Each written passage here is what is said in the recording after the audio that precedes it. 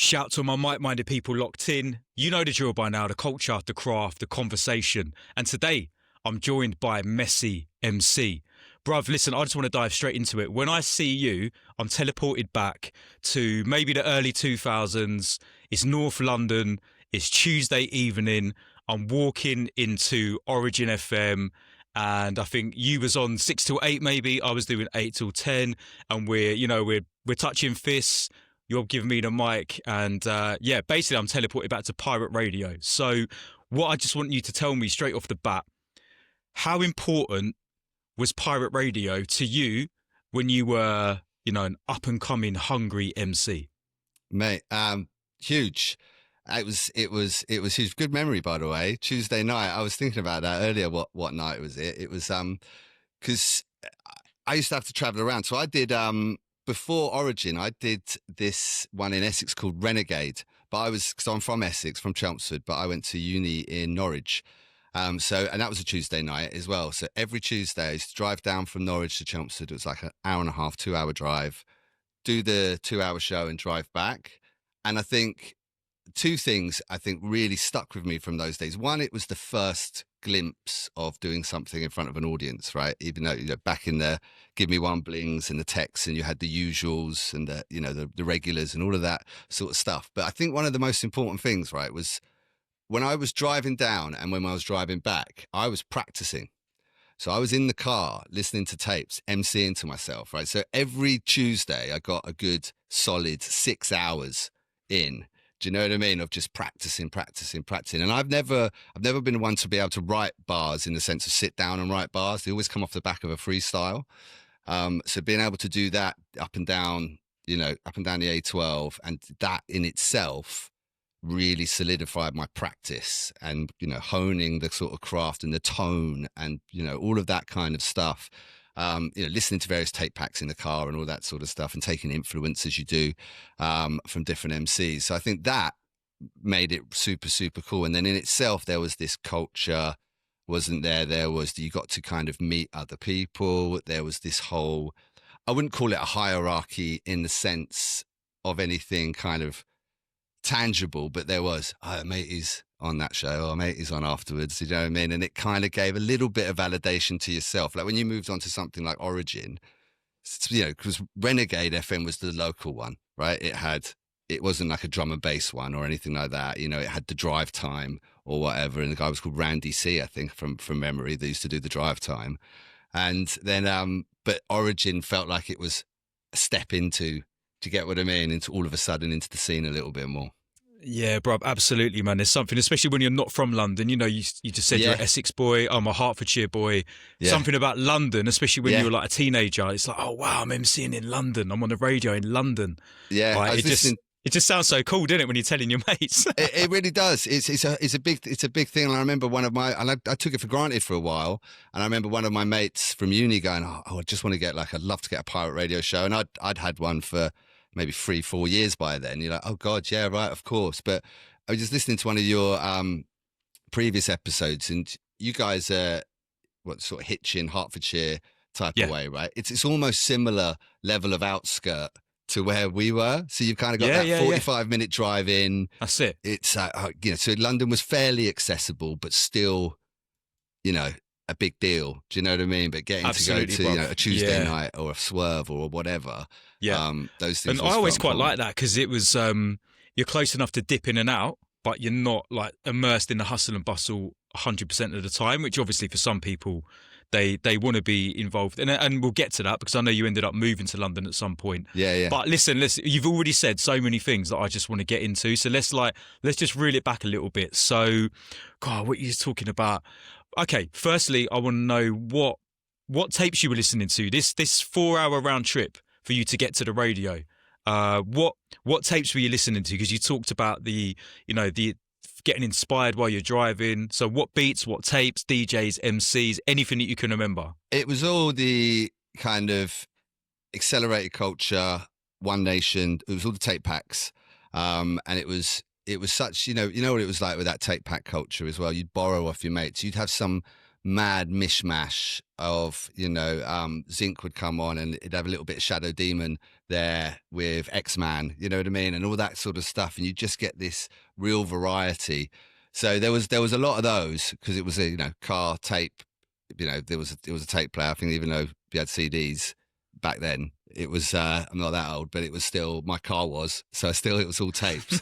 So it was whatever you could have really. So and it was always, and I think that was again one of the those heavy influences. Is it was they were all mixes with MCs. I think I had a couple of like One in the Jungle stuff and things like that, but it was all MCs. You never had I couldn't, so when I'm practicing, I was almost practicing back to back. Do you get what I mean in the car? Because you couldn't, if you're trying to chat over the top of Skibber it wasn't quite working, or sometimes, or you'd catch a bit of flow from that. And then so you'd learn all of that kind of dynamic as well, and the timing and what's room and your 16 bars and your 32s and all of that sort of stuff. So, yeah. Yeah. So almost learning by osmosis. Yeah. Just soaking it all in. That's it. Yeah, that's it. The best tape packs for me were always the ones that you'd been to, though. If you'd been to a rave, if you know, Global Gathering, I think we had a few years of those where we all went up as a crew together. So then just rinsing those tape packs. I mean, when was that? What would that have been? 2002, 2003? Yeah. 2004, something like that. I went to one of those as well, actually, Global Gathering. Yeah. Yeah, they were nuts. My mate lost his car keys and had one of those horrific. Like I ended up going in another car, but you know what I mean. He was like 2 days later. He was like, "Yeah, we're still in the field, just waiting." Horror stories. Yeah, classic. Obligatory question: this tape pack era? Who was the first couple of MCs that really jumped out at you that you felt a real affinity or connection? Dynamite. Yeah, Dynamite. Okay. Dynamite was the first one that sort of stuck out for me. And then you kind of have I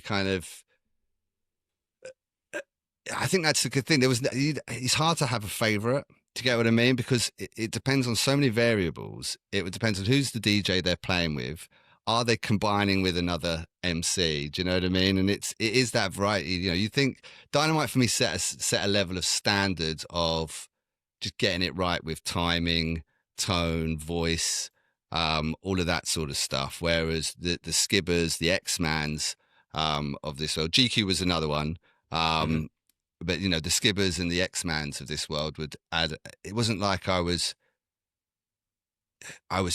super obsessed with them, but they felt edgy for me. They felt like they were the kind of the almost the fringe, if you get what I mean, of what kind of there's like the host is, that kind of sort of rolls through, and they overbear the music to a certain degree, but you kind of want that from them.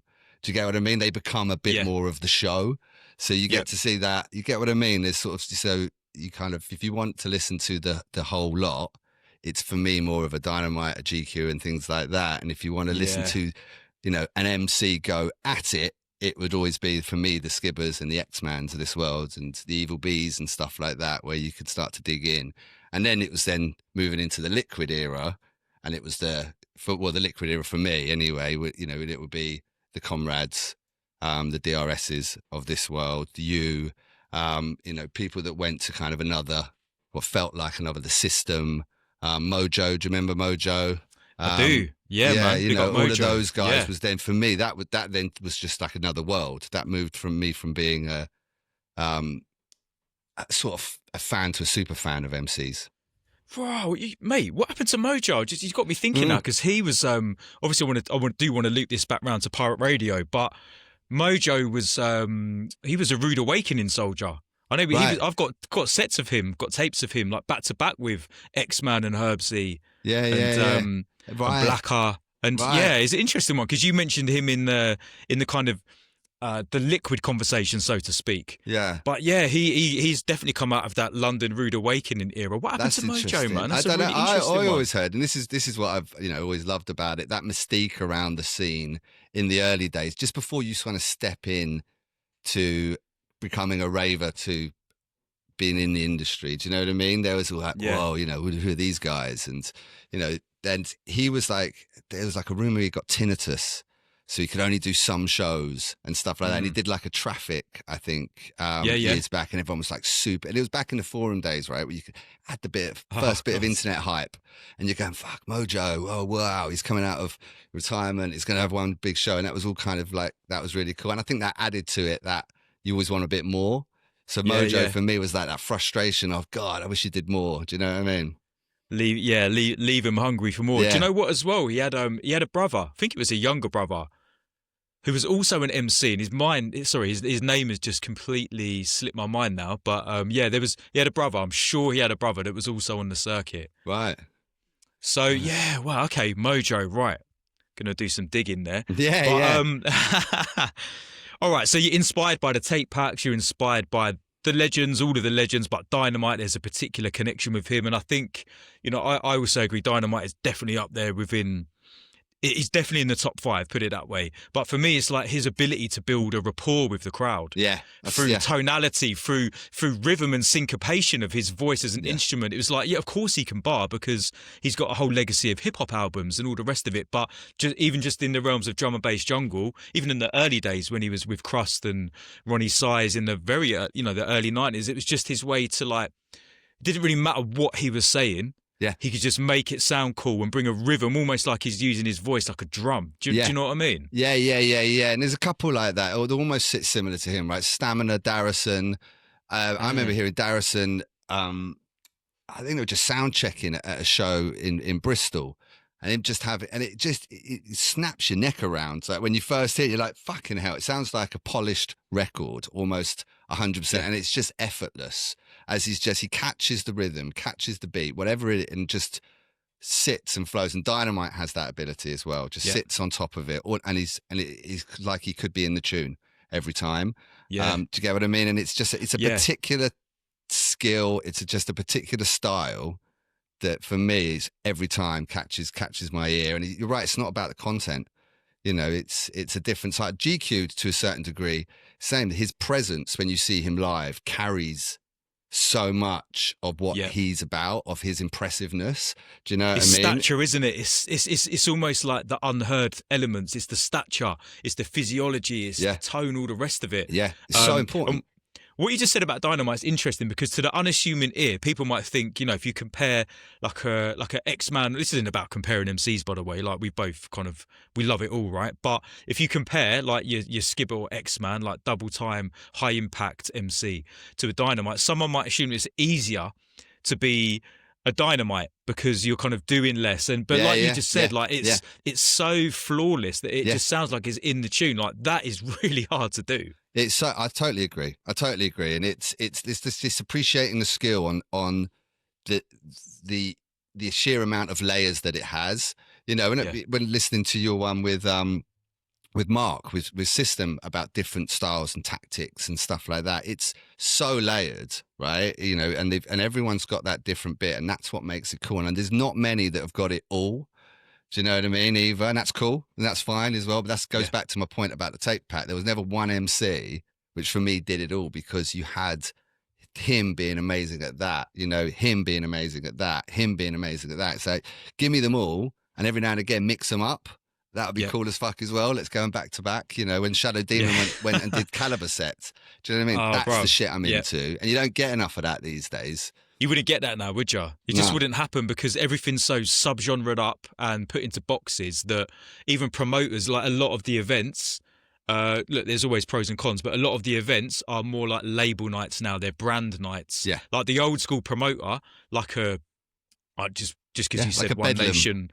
We'll talk about more the independent ones. Yeah, exactly. Like they'd have LTJ Bookham followed by, I don't know, I can't think of a name now. Like that's what we had to bounce. It'd be mixed up. Yeah. And if you take it back even further than that, like it was mixed arenas. Like when I first started raving, Helter Skelter and all that stuff, it was like Dougal and Hixie playing Happy Hardcore, and then the next set in the same room would be Frost.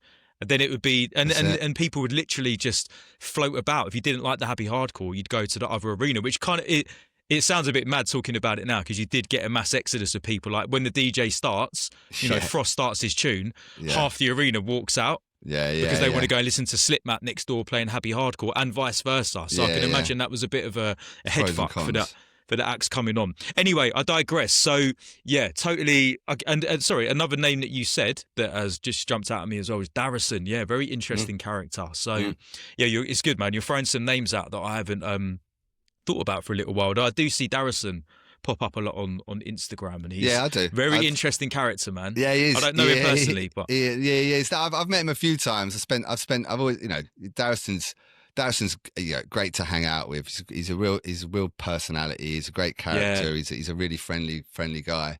And he's just an interest. He's one of those people you only get in music or artistry, right? They're born for it in whatever way. He could have been anything, but it would have always been artistry. Even the way you can see like him online. What's he doing? He's doing a bit of gardening. The way he's doing that seems artistic, right? It seems like it's just cool. It's just there's a just creative spirit, like just it. oozing out of him. That's the impression I get anyway. Yeah, me too. Yeah. Bruv, right, so Pirate Radio is where we started. It's where we met. And we've had a little flavour of some of the MCs that you were listening to around that time on your travels and who was inspiring you. And, okay, Renegade FM in is that in Chelmsford or in Essex? Yeah. It's in a little farm. In Chelmsford. Yeah, okay. yeah.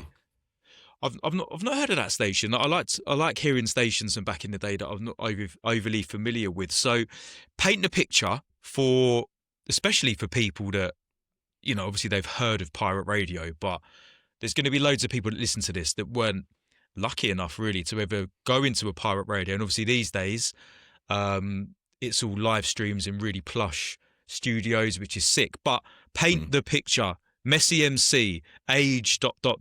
walking into Renegade FM, like how was it feeling? Like what was going on? Yeah. Tell me a bit more and tell the listeners. Well, it's I mean, it's one of those ones. It feels like the first thing you feel like is you're being naughty. It feels far more illegal than we all know it really is, right? This whole what they called DTV or whatever. DTI, Department of Trade and Industry. Yeah. God, fuck, if they came round, we're in big trouble, right? It was so there was always that edge, but then it was just surreal in the sense of, so you go up, there'd always be a few heads in there.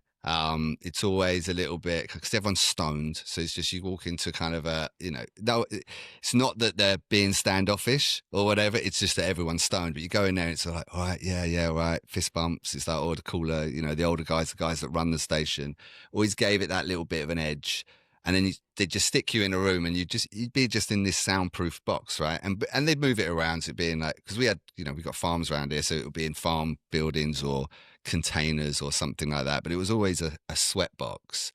And then it's like I said, there's a few skills that you kind of gain from it, right? There's the practicing, there's and your tone and all of that kind of good stuff. But there's the grabbing of attention.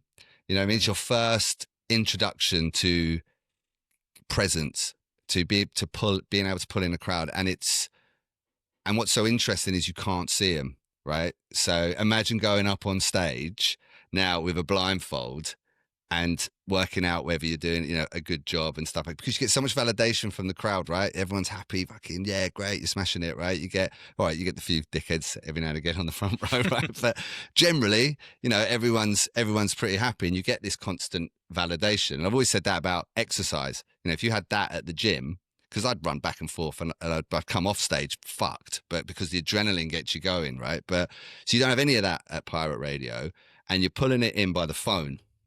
And it's quite interesting. It's almost something I've been addicted to then my whole life. It's that being able to, with the various businesses that I've started over the years, like grabbing attention, building brands, and pulling in leads. It's almost the same thing. It's what is the thing that's going to pull things in. It's obviously mentioning their names and stuff like that, but you learn things. I remember some like little trick I felt like I'd done was created a bar with about everyone in the station. And then so what that did was get me a nice fan base from within the station. Do you get what I mean? So people would lock into, that did other shows, would lock into my show, hoping that I'd do the bar about them and stuff like that. Then they text in. And that always resonated with me. That was like it was an accidental move. It was almost a bit of a beggy move, if I'm going to be real honest. It was like, this will be cool, right? But it worked. And I think that was my first introduction to, grabbing attention and pulling something into you is a skill that can transcend through the rest of your life. Yeah. No, I hear you on that. Some people won't. I think we even need to break it down into like even more basics, because like you just touched on with the pirates, there was no chat room, there was no internet, there was no cameras, and to me that was actually the best thing about it. I almost crave that these days. Like, let's just turn the fucking cameras off and just like go in the zone for a bit. Because you're facing the DJ's back. You're not even it's just you in your world. Yeah. Do you know what I mean? Just man. So some of the terminology that you've already used, again, so like this won't be language everyone is familiar with. So break down some of the classic pirate stuff, like you talked about one blings. Yeah. The one bling validate. Yeah, so the one bling was a shout out. So it was the old, if you, and it would always be your last 3 digits that you'd call out of their telephone number, right? So my one's 911. So it would be hold tight the 911.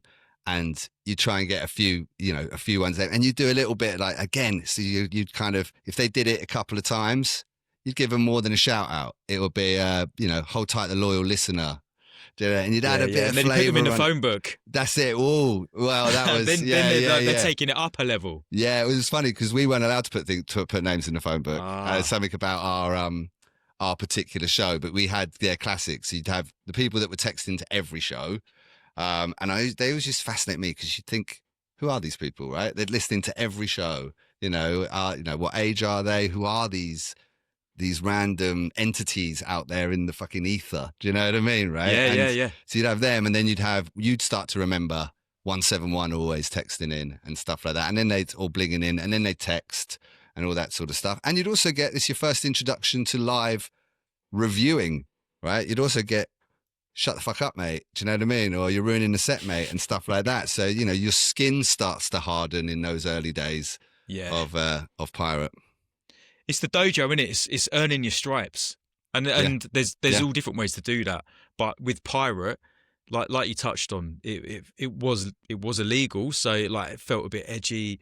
And like you said, like about the hierarchy in the stations, like there was a lot of that. I've been, over the years, been on 4 or 5 different pirates, and I think it's good to have a bit of a hierarchy, because you had to come in at entry level. You had to give your tape to the station manager. You have to prove that you're like decent enough. So the fact you get on the station doesn't mean you're already the best. It means like you're at a certain caliber, but maybe like that's reflected in your set time. So if you're on like a graveyard shift, because people, I didn't do like proper graveyard shifts, but some of the stations are 24/7. So people would be like 4 till 6 a.m. live, live radio. No listen back. There weren't no like go to the app and download it and listen next week on the archive. It was like live radio. If someone taped it, you might get to hear the tape, and that was it. And it was super important for the stations to be 24 hours, because it meant you kept your momentum of listeners, right? If you stopped for a bit or whatever, then you're starting cold the next day. So, I used to be fascinated with those guys. You're driving home from a rave, and it's, always the same guy doing 4 till 6 every fucking Friday night. And you're like, wow, man, do you know what I mean? Like, it's a real love for the craft, or it might be part of the management team. But that's why, and you must have been the same, you must have loved People Just Do Nothing. Right, there's some of those references, some of those characters. The Steves, those would be the dudes that would be doing the 4 till 6 set every Friday. Yeah, it's funny, bruv. You literally read my mind. I was going to say, and then I forgot, but you just reminded me. I was thinking as you were talking there. This is why Corrupt FM is just so. Really, if people miss the pirate radio era, watch Corrupt FM, like you say, because it's bang on. It really is. It's bang on. We even have. I won't say the station. I've done a few over the years, but we even had a dude sleeping in the station at one point, right? So, and it was a madness, And you're right, and you could always lose your set. You could always have your set changed, or have your set moved into something, or you do what's the word? A replacement. Someone can't do their Saturday one or something like that, and they ask you. All of those things were part of the beginnings of, working through a system. Do you know what I mean? Earning your stripes through a network. Definitely, man. And all the best stations, all the good stations were run like businesses. You had to pay subs. Yeah. That's it. And that could be like £10 a set or whatever it was, but you'd pay subs, and then once a month you go to the meet. I remember going down to the pubs in and around North London for the Origin ones, that's it. Big up big up EZM, by the way. Yes, And that's it. EZM, big up EZM, big up EZM. Yeah. I haven't heard that name in a long time. Big up EZM. I actually bumped into him. It was a couple of years back now, actually, a festival in London. Can't remember the name of it. But yeah, he was there backstage at the Metalhead stage, and we were just chatting cool. and catching up. So yeah, big up big up all Pirate. There's too many to mention, but big up everyone over the years that's been involved in Pirate, because it was hard fucking work, man. That's it. I think there was always, I don't think with any business, there's always that inkling that the management, the owners are having it away, right? But you know, you really break it down. I don't think they were. A lot of these guys are just doing it for the love, doing it to scrape by. You know, the deck breaks. You know, that's a big impact, right? And they always made sure it was rolling. It was a business, and they took transmitters it seriously as well. You know, the transmitters used to get stolen. Other stations would nick the transmitter, or there'd be interstation beef, or remember all that. We had whatever, drama. like all we of had that. another one. Did you? We had one in Chelmsford that was like new station set up, and it was the biggest. Like, everyone's got to meet up. What are we going to fucking do about this other station? It was I was worried sick for a couple of weeks. Do you know what I mean? But I mean, look, some people like it. Maybe, I don't know whether it was more the London one, but obviously you listen to like Slimzy and Genius talk about some of the experiences they went through in pirate radio. Even like my boy Excess, he went and did a guest slot once on Rude Awakening, and he said it was way different. Like, we thought it was edgy, like going to the block of flats in Luton to do our local ones, but you know, they went to I think you remember saying it was in an abandoned swimming pool in London, and it was just really spooky. And then there's people there with like Rottweilers, and like the doors are all chained up, and it was just like felt really bait. Yeah. So yeah, no doubt some deep stuff went down between stations at some point. That's it. Yeah, that's it. Was Excess? Was he the guy that you used to do Origin with? Nah, that was Andre. Right. That was Andre. That's it. Yeah. Oh, wow. Excess is my boy he's pretty much him and my friend Saab are the two people that got me into DNB and jungle and DJing and MCing. So yeah, man. Okay, bruv. So that's the sort of Renegade FM, Essex, pirate radio bit. So in terms of your timeline, do you know what? We haven't even gone like back. Okay, I want to do this properly. What precedes the Renegade? Like, give me a flavour of before, like, what's the precursor even to like Messy MC? Like, what's the younger you getting into music or hearing stuff that really resonated and got you excited? Like, tell me a little bit about that before we get back into the drum and bass bit. Yeah. Look, I've often thought about this, right? And I've thought about it with a few stages of my career or my life. Is that I got into things late, and when I say got into things, I didn't get properly into music until university, I'd say. Before that, I was into, various bands. I'd never really gone and seen a band or anything like that. We used to go to the local, it was into a bit of garage, but that's only because Pure Silk used to roll through town once a month, and Garage Nation or whatever, and just me and all my mates from school would just go there, and we'd listen to some of the tape packs, like the Vocal Fusion CD and that sort of stuff, right? So it was you have to dust your loaf. I'm just thinking of you like dusting off your loafers. It was going into Chelmsford. It was shirt and shoes. Yeah, it had to be, wasn't it? Yeah, that's it, mate. That's it. I used to wear glasses to look older so that I could get into the clubs and stuff like that, right? So, so it was all that, and it was then. Do you know, my first band that I really obsessed over was The Streets. And when he did this, so Has It Come to This came out, and that really resonated with me. So it was just on the back of the garage era, that came out, and then the album came out, and that's the first time I can remember obsessing about someone. I was, like I said, I was into a bit of Metallica before. I used to be I was listening to your podcast before about inline, so I used to be an inline skater, and we used to listen to Metallica and stuff like that. But again, I wasn't obsessed with the music. It was the soundtrack to our childhood or whatever. But it wasn't something that like I said I obsessed about. But so, and then when I was that was the first year of uni, and then a lot of my hallmates who were still great friends with, including LSB, we got into drum and bass. So LSB was, again, from my town. He'd probably say so. He was a bit more into music, but very indie. And we knew each other from school. So it was kind of incident. We weren't great mates. We knew we were like part of. He was a year above. Kind of knew of him, but we came together at uni, and we had some mates that were really into drum and bass. They started taking us to raves, started going to the Rumbles and things like that. Then that's really when dance music and drum and bass that's when I then just started obsessing about that. So I went kind of weirdly from really nothing to the streets to being it just everything drum and bass for then, you know, for years and years and years then. That's interesting, man. That's interesting. So you went to university in Norwich. What were you studying?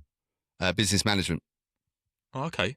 Yeah. Oh, interesting. Obviously, you've gone on to have some success in the world of business, as you're telling me off camera. So it was obviously worth doing that degree then.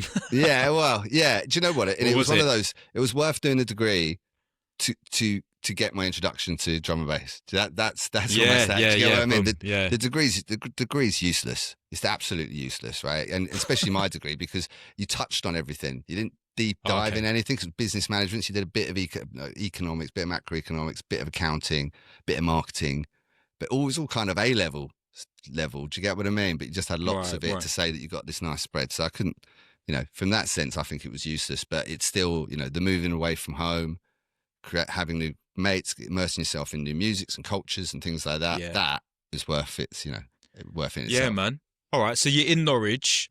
What was popping in Norwich at the time then? Because it's not necessarily like off the bat people would associate Norwich with drum and bass. But I know just from being a fan of this and books I've read and whatever, that there was a lot going on in and around Norwich and Ipswich and the sort of Norfolk, Suffolk area. So yeah, what was good in Norwich and what are your main memories of being in that city? Well, there was plenty to go at. So again, it was interesting, right? It's not a massive city. It's not like a massive metropolitan city, but compared to Chelmsford where I lived, it felt more, you know, it felt like it was a bit. Had a club just dedicated to hip hop. Like that was a bit wild, you know, for me, because like I said, most of our clubs were shirt and shoes and stuff like that. But we had Rumble once a month, which you'd go to religiously at the waterfront in Norwich, and then you'd have, like you say, it'd always be something in Ipswich, which was like 45 minutes away. But then in the summer, you'd have the Thetford Forest illegals, and they would be, you'd go to one of them most weekends and just get lost from 3 a.m. on a Friday to Sunday afternoon or whatever, right? So we just used to go to those constantly, and that was our thing. You get, you know, those were super exciting days as well, because again, pre-internet, in the sense of you had to call a phone line at a certain time of night, and that phone line would be a voicemail message which would tell you what car park to meet at a certain time, and stuff like that. And so we'd have nights where you'd do that, and then you'd have nights where you'd miss the car park meet, so you'd have to go and try and find it in Thetford Forest, and you'd get out your car and you'd go, oh, it's that way, right? And you try and work it all out and stuff like that. So that was all part of it. Yeah, it was my first introduction to that kind of squat, illegal rave world as well. And the edginess, you know, the raves and parties had that little level of edginess those illegals didn't they? You know, again, I've heard you talk about it in previous podcasts, but that's part of the electricity in itself, isn't it? That kind of, what am I doing here? That same thing we're talking about at Pirate Radio, right? This feels like getting away with it, right? So now it's a bit more exciting, and we're all in this together and stuff like that. Yeah, that's sick. You got to experience that, because the kind of original phone to phone line M25 type raves, that was like the summer of love in like 88, 89. So yeah, right. I've never personally experienced. I've never had to like. Or had the opportunity to like phone a phone line to find out where the meeting point is. So that's sick that you got to do that. Yeah, you know, really like they're a bit behind, a good decade and a bit later on. Yeah. That's all it was. Because Norwich took a decade to work it all out. Quality. No, big love to my Norwich crew. You know, for life. So by this point, are you MCing? Have you touched a mic yet? Yeah. So I got into it through Luke LSB. So we it's house parties. So what we do, we go to Rumble, go to a rave, we go wherever. We go back to our mate's house, plug in the decks, and it was one of those classic stories of, I'd love to give it a whole, couldn't afford decks, so I picked up the mic, but mine couldn't work it out, so I picked up the headphones. Do you know what I mean? I had 4 or 5 mates that were 10 times better than me at DJing, it was, let me pick up the mic. Do you know what I mean? And let's catch a rhythm. And then it started with scatting, because you know how rough the headphones sound when you're using them as the mic, right? So you can't hear. Oh, sorry. You literally MC. You're using the headphones as a mic. Yeah. Right, okay. Yeah. The cliche of, well, we know mic, we've got a set date, everyone's DJs, Yeah. but we've got loads of headphones, right? So let's do this. So it was, cupping into a headphone. So it was all, you couldn't hear it. It was all rough. So it was that really what I started to learn scatting. And doing just rhythms, do you know what I mean? Going back to that sort of, like you say, that Dynamite thing of trying to sit on top of a beat and just add an element to it rather than lyrically kind of get into it. So that's where I started that. And then it moved into Luke starting a bounce in Norwich, took over the waterfront from Rumble, which didn't go down well. That was a bit of beef there. That was a bit of drama. Nothing to do with me though. So again, one love to the Rumble crew. And it was one of those, just cut your teeth. It was resident MC. Thank God for the MCs that didn't turn up, because they got me to do gigs with Fabio, with Logistics, Comics, and then started to do more gigs with Logistics and Comics. And unless this is how it snowballs, right? You do a gig, you get a gig, right? That's just how it works. So you by doing that, you just all of a sudden it's like, I need someone in Romania next week. Would you fancy doing this? And then it went to Easy Rollers, being the Easy Rollers MC for a good 3 or 4 years. Flipping hell, bro. Do you know what? I totally forgot. This is why I love doing this. Right. This is why, this is not pre-planned at all. I totally forgot you did the Easy Rollers thing. Yeah. Shit. So Right, let's get into that. Letter. How? Wrote him a letter, right? Yeah. This mad, right? So I saw in Knowledge, K-Mag, obviously. Yeah. So that was a big thing when it once. For anyone that doesn't know, K-Mag's it was like the drum and bass magazine that came out. There were two magazines. Copy. There was Atmosphere, ATM, and Knowledge, wasn't there? And actually, you could go to WH Smith's and buy the magazine, and it's a physical magazine. And I used to be an avid reader, and you get of both, and you get you get a CD on the front a lot of the time as well. Yeah. So I did one of them. With Easy Rollers. Did I actually listened to it about 2 weeks ago. Yeah. What? So again, that was huge. I remember getting that phone call. Right, we're doing a Knowledge mag CD. You're like, fuck. Do you know what I mean? Like, went up to Norwich, worked out. But they, I saw in K-Mag. I used to love buying K-Mag. That'd be your thing. You'd buy it, go home. That was your afternoon sorted, wasn't it? Just flicking through that. That they were looking for a new MC because they had a new album coming out. So they were forming a band. So I think they used to use Jake's previously. That's right. And weirdly, they were booked to play Bounce the next month. All right. So I wrote them a letter. It said, send in your tape pack, send in your demo to this PO box number. So I said, I'm not sending you a demo, but I'm on the same lineup as you on next month. So watch me there. No way. And so they were doing a DJ set. They were doing a DJ set with someone like Fearless or something that they'd booked. So again, that goes back to that eclecticness that you used to get. That Bounce were very good at that. They would have maybe two headliners, and then they put different MCs with them and stuff like that. So, but they were playing with someone else. All I said was, I'm playing before you. So if you could just get there half hour early, you could see me perform. So they did that. And then as they walked out, they were like, we'll give you a call tomorrow. And then they called me and said, come up and practice, and you're in the bands. Yeah. Bruv, that's a wicked story, man. So just to get this right, you wrote them a letter to the PO box number, and they wrote you a letter back. They didn't even reply, so I just had to hope for the best. So I wrote you just said that, like you just said in the letter, it just said, look, basically come to the show, and then you heard nothing, and so did you? Because we've also got to remember that, like, because there was no social media and YouTube and all the rest of it, you didn't necessarily know what people looked like. So did you know, like, were you standing there doing your set thinking, no? Oh, that's so I didn't Easy know what Rollers. they looked like until they went on to perform, which was after my set. Oh, wow. So I didn't know if they'd seen me properly. I don't know if they'd watched or whatever. I just said, come in. That's all I wrote in the letter was just come half hour early. Because you'll at least catch me. I'm the MC. I knew they'd catch 5 minutes of me, if anything, right? Because I'm on before them. But it's like, the letter was keep an eye out. I'll be there. Yeah, man. So I didn't know they were performing, but then afterwards, I sort of was hanging around the side of the stage, and as they left, Alex went, "Yeah, I really liked your set. I'll give you a call on Monday." It was then that we did a few gigs together, but that was my first introduction to a band. So I've been in a few bands. Wow. Over the years. Because Easy Rollers, for anyone that's not familiar, and bruv, I've not heard of them or listened to their music for years, man. But it was very jazzy. It was very kind of like double bass driven sort of drum and bass, wasn't Moving it? Shadow. vibes, wasn't it? Yeah. Well, they did, so they the had a big live one was, band. yeah, the big one was Walk This Land, wasn't it? From Lockstock. That's it. Yeah, That's oh one. shit, yeah. Yeah, so that was that's what got them big. And they were sort of one of the first bands to, drum and bass bands to go off and do Glastonbury and all of that sort of stuff. So they were already big by the time I joined them. So it was nice. It was all of a sudden, it was one of those moments because you go from doing, smallish shows, the odd show in Bristol and stuff like that via Bounce and things like that. You do like the resident swap, that classic move. Yeah. That was where you go and the residents would go and play for you. The residents from a gig, from a night in Bristol would come and play the early set at your gig, and then you'd go and play their early one at their one. And it's just a way that, those guys, all of us could get around and do other shows and stuff like that. So I was always Luke's MC, him being the promoter.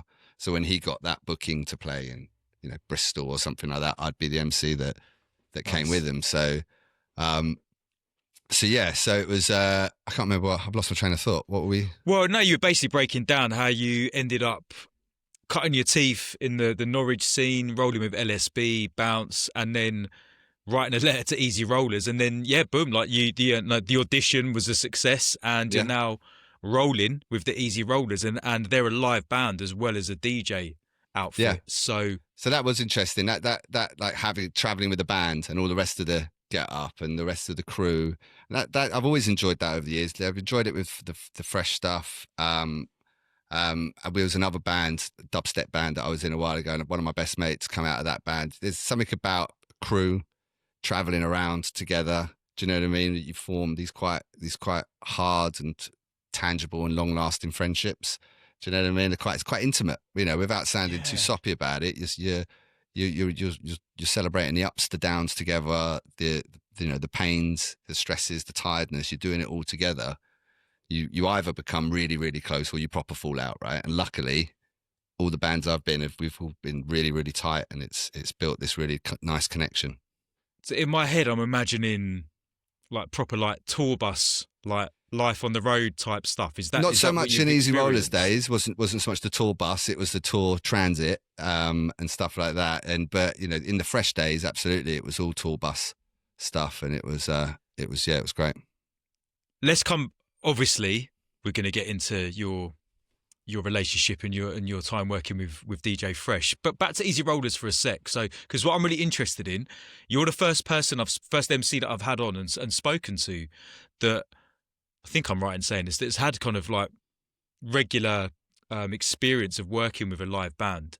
And this is a really different dynamic. And this is not something I've experienced. Well, actually, I was in a band when I was about 13. I was in two bands. The first band was called the Marbleheads.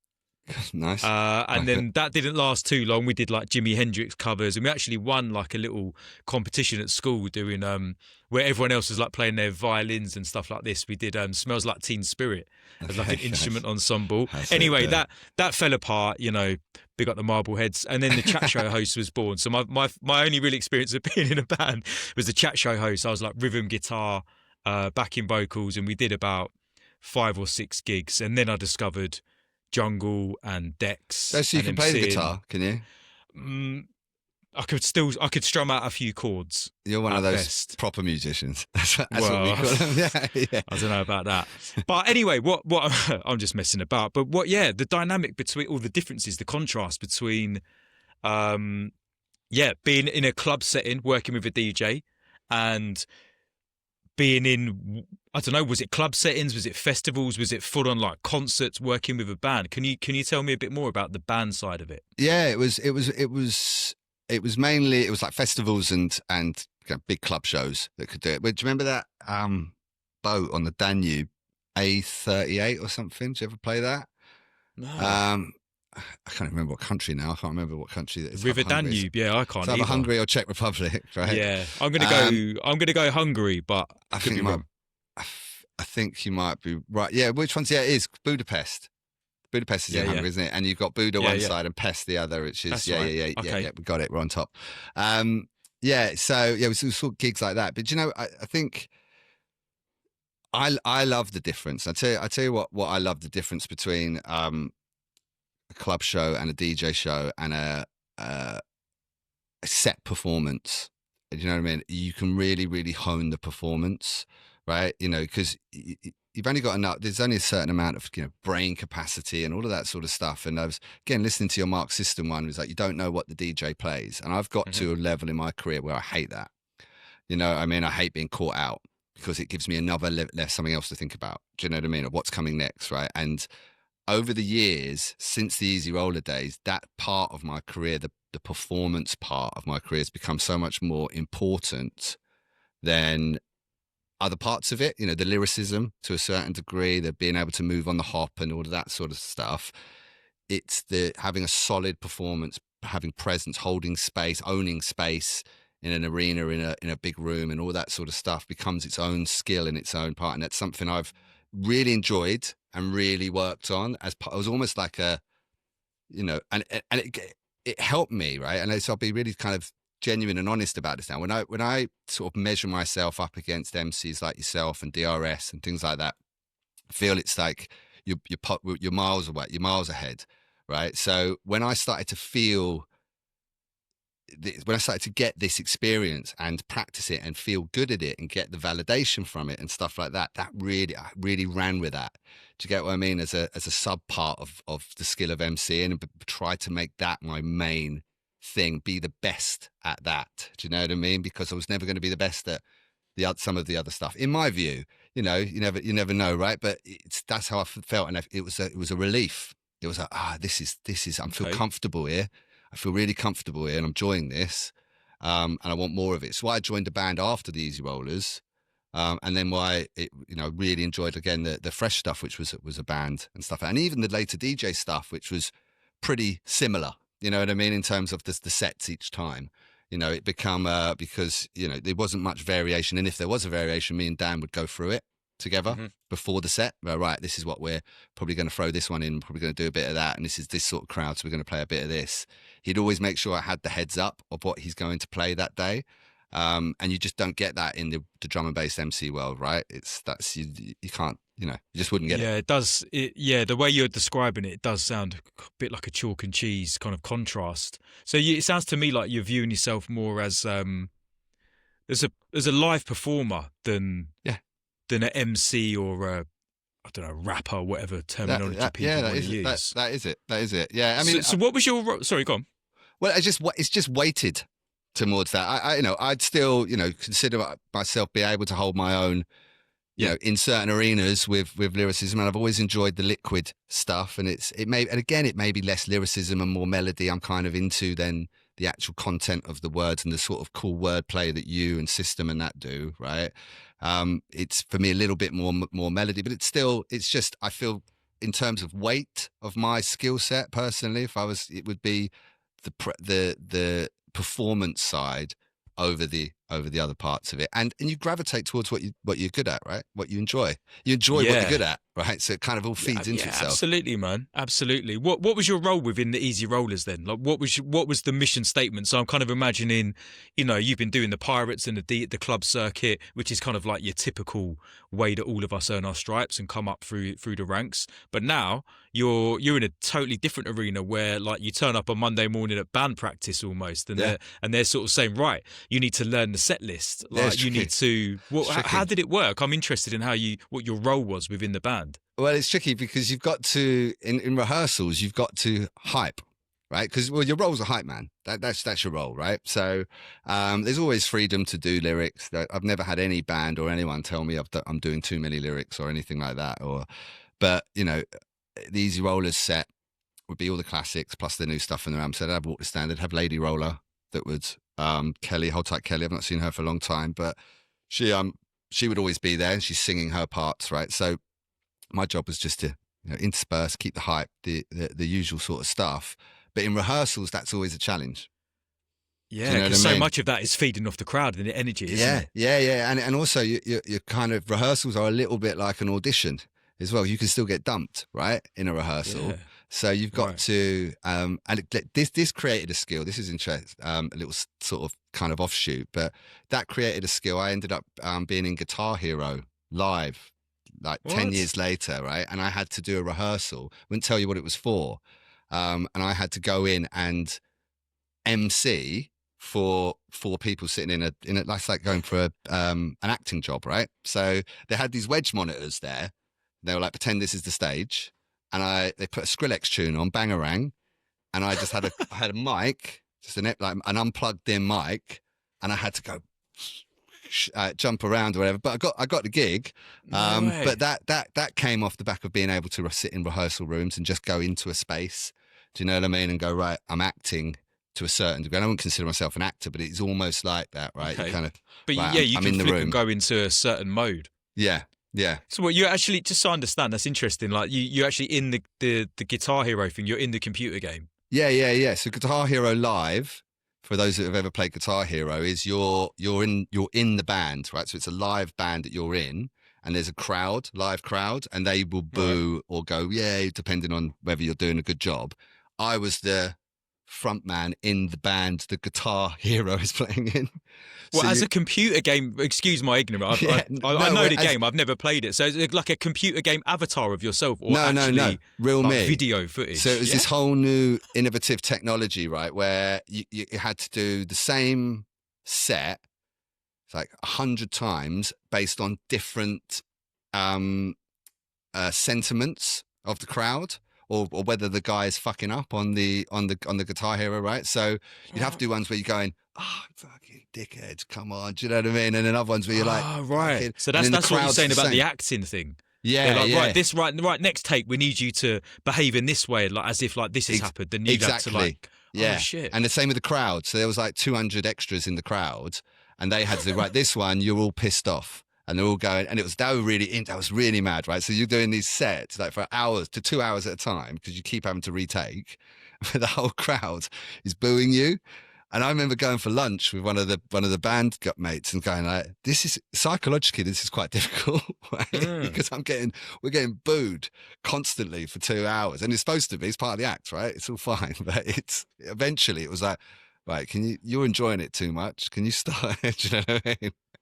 That's wild, man. That's so interesting. So it sounds to me like you had to get really good at being able to like click your fingers and go and just be in a certain zone in a certain way. And that to me, like as an MC, that sounds challenging. That sounds tricky.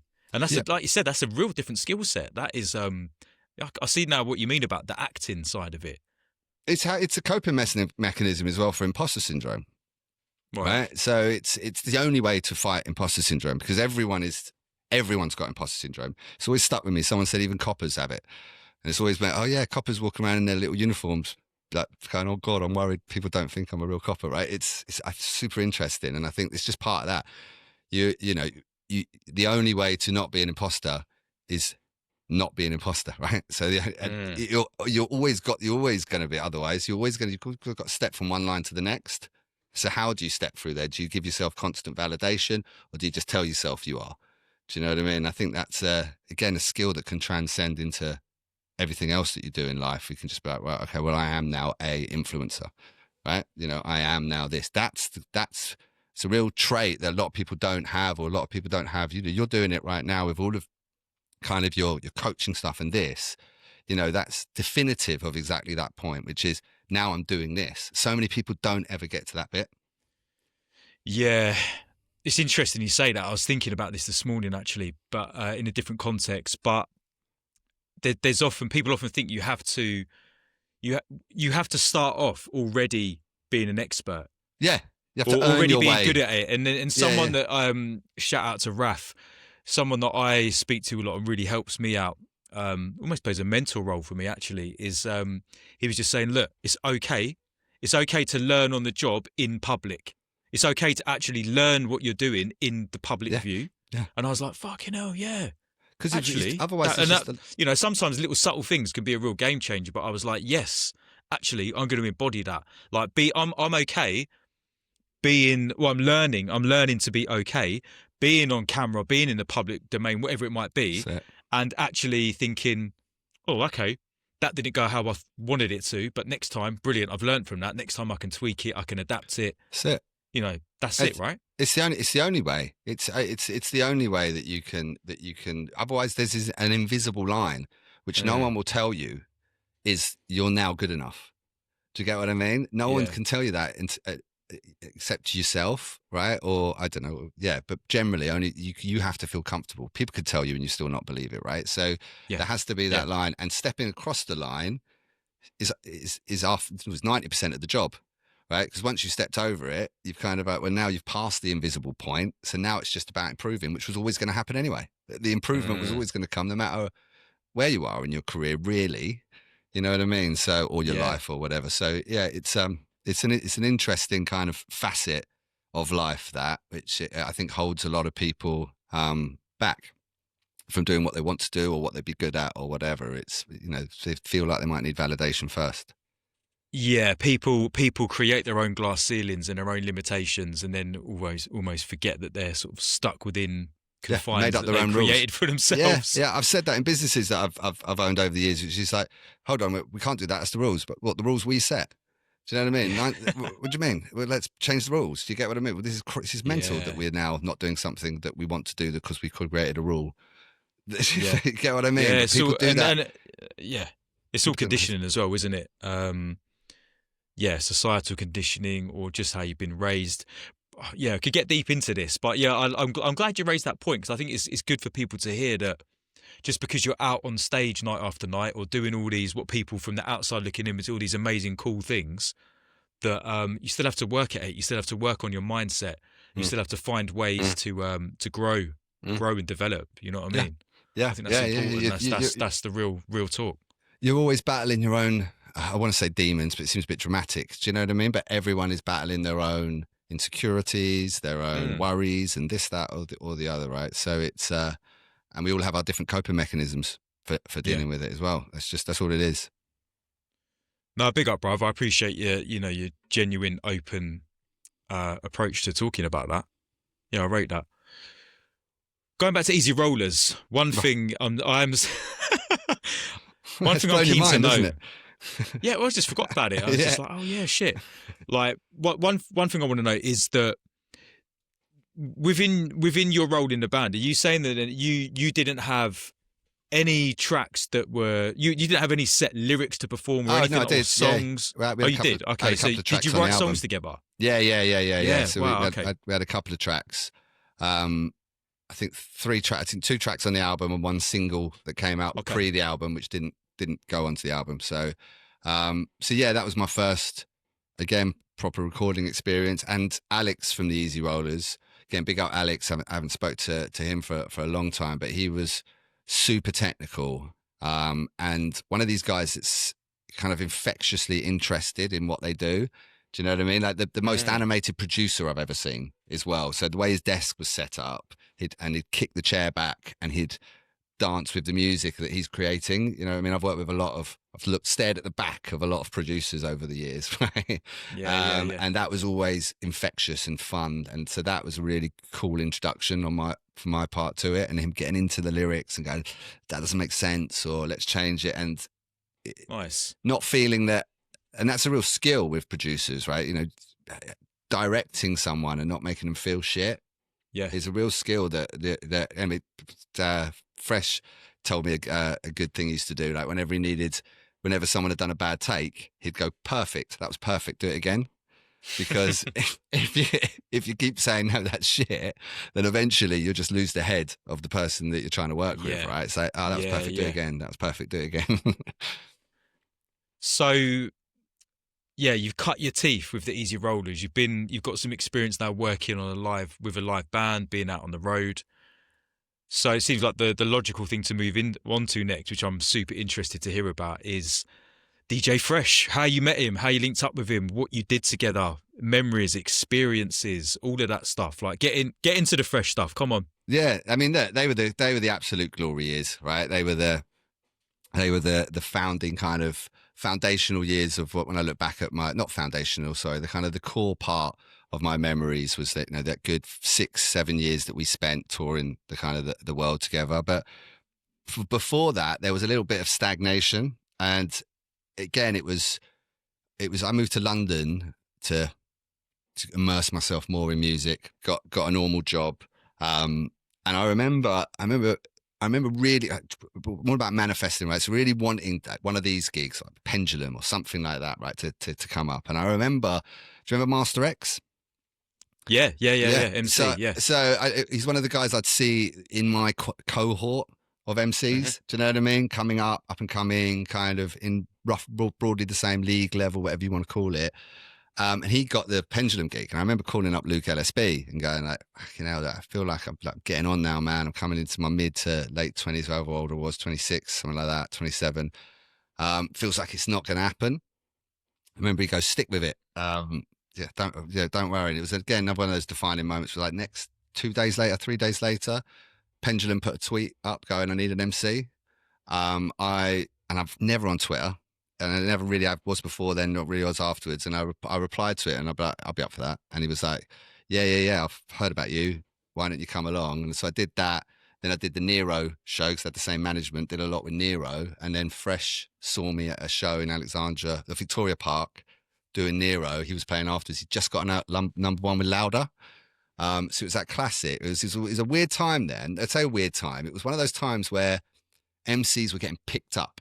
Right, the verses of this world and stuff like that, right? And there was, and I sniffed it. It's kind of like, I think that's for me. I think I'm gonna get, and that's why I think I got a bit, was getting frustrated when I saw Master X got the Pendulum stuff. And that's no dig to Master X or anything like that, right? It was one of those, like, you know how it is in this world. Where you're like, oh, don't forget me, right? And it was kind of one of those vibes. Am I not where I think I am in my career? Am I not as good as am I not considered? All of that sort of stuff goes through your mind. So there was a bit of stagnation in my career, good 3-4 years, traveling around, gigs for 50 quid, all of that sort of stuff, trying to stay relevant. But then when this was sort of happening and that dubstep drum and bass thing was emerging, the Pendulum thing, I kind of knew, I thought, that could be for me. Just got to get the right, you know what I mean? Got to find the right artist or hope the right artist. And I remember when Louder got number one, I literally thought, wonder who that would be. Wonder who they'll pick. I wonder who Fresh will pick. And I knew it would be kind of one of us. And it was phone call again next day. Do you want to come on tour with us? Yada, yada, yada. And I was doing Camo and Crooked at the time for hospitality. So it got a bit awkward there because it was one of those things that sort of happened at the same time. I started doing Pendulum, then doing Nero, then doing Camo and Crooked, then doing Fresh. And I had to make the choice at the time of to continue doing with Camo and Crooked. And big love to those boys. We're really close. I really love them. I speak to them still quite a lot. But had to make that choice to go and then do Fresh, which then we did the band for like 4 years. That was just tour bus after tour bus for 4 or 5 gigs a week. And then we did the DJ sets after that were another 4 or 5 gigs a week. I mean, I couldn't do it now. I mean, it was great living. It was fun. It was, as you can imagine, it was private jets. It was the riders that you wouldn't believe, and all of that sort of good fun stuff, right? But when we go back before this, we're talking about the wife that's faithfully stuck with me for the years. Things like that. Now I've got 2 little girls. I'm so glad I did it. And it also helped me realize a few things as well, and I'm happy to go into some details of some of the cool gigs and stuff like that. But one of the things that helped me realize was I needed something else in my life. And what I meant by that was because this was my career. This was my full-time career for 7-8 years or whatever it was. And it was a good career. It was probably the ceiling in terms of performance fees and stuff like that you're going to get in my world or whatever, in as a session musician, as a performing artist or whatever you want to call it, someone that doesn't write the music themselves. And you start to feel like an aging footballer. You're like, right, this is going to end soon. And when this does end, I'm going to be on my arse, right? there's going to be nothing else. So that's when I started kind of transitioning and focusing into investing that money into things and businesses and stuff like that, which helped me do that kind of transition. I still do a few shows with Dan. I mean, we'll do like 5-10 a year sometimes. We've done about 3, I think, this year. He lives in Thailand now, but for me, it's enough. I do about 10 gigs a year, and it's a great amount. It gets me out and about. You know what I mean? It helps me blow the cobwebs off and stuff like that. But not having to rely on it is quite a relief because you can start to feel the love for it again as well. Not that I lost the love of it, but there's definitely times when you're touring, you're on your 4th gig of the week and your 4th hangover as well, thinking, this is effort, man. This is a job. And I said this to I supported Prodigy, and I had dinner with Keith Flint, and I said go to him. We were talking about touring, and I said, for me, the music, the gig is free. I said, you pay me for the traveling. That's what I do. And he goes, oh, I love that. He goes, I love that quote. He goes, you're going to read that in a paper one day. And he goes, but I'm not going to quote you. He goes, I'm going to make out that was my quote. And I was like, fine, fair enough. You can have that. But he died, sadly, a year later after that tour.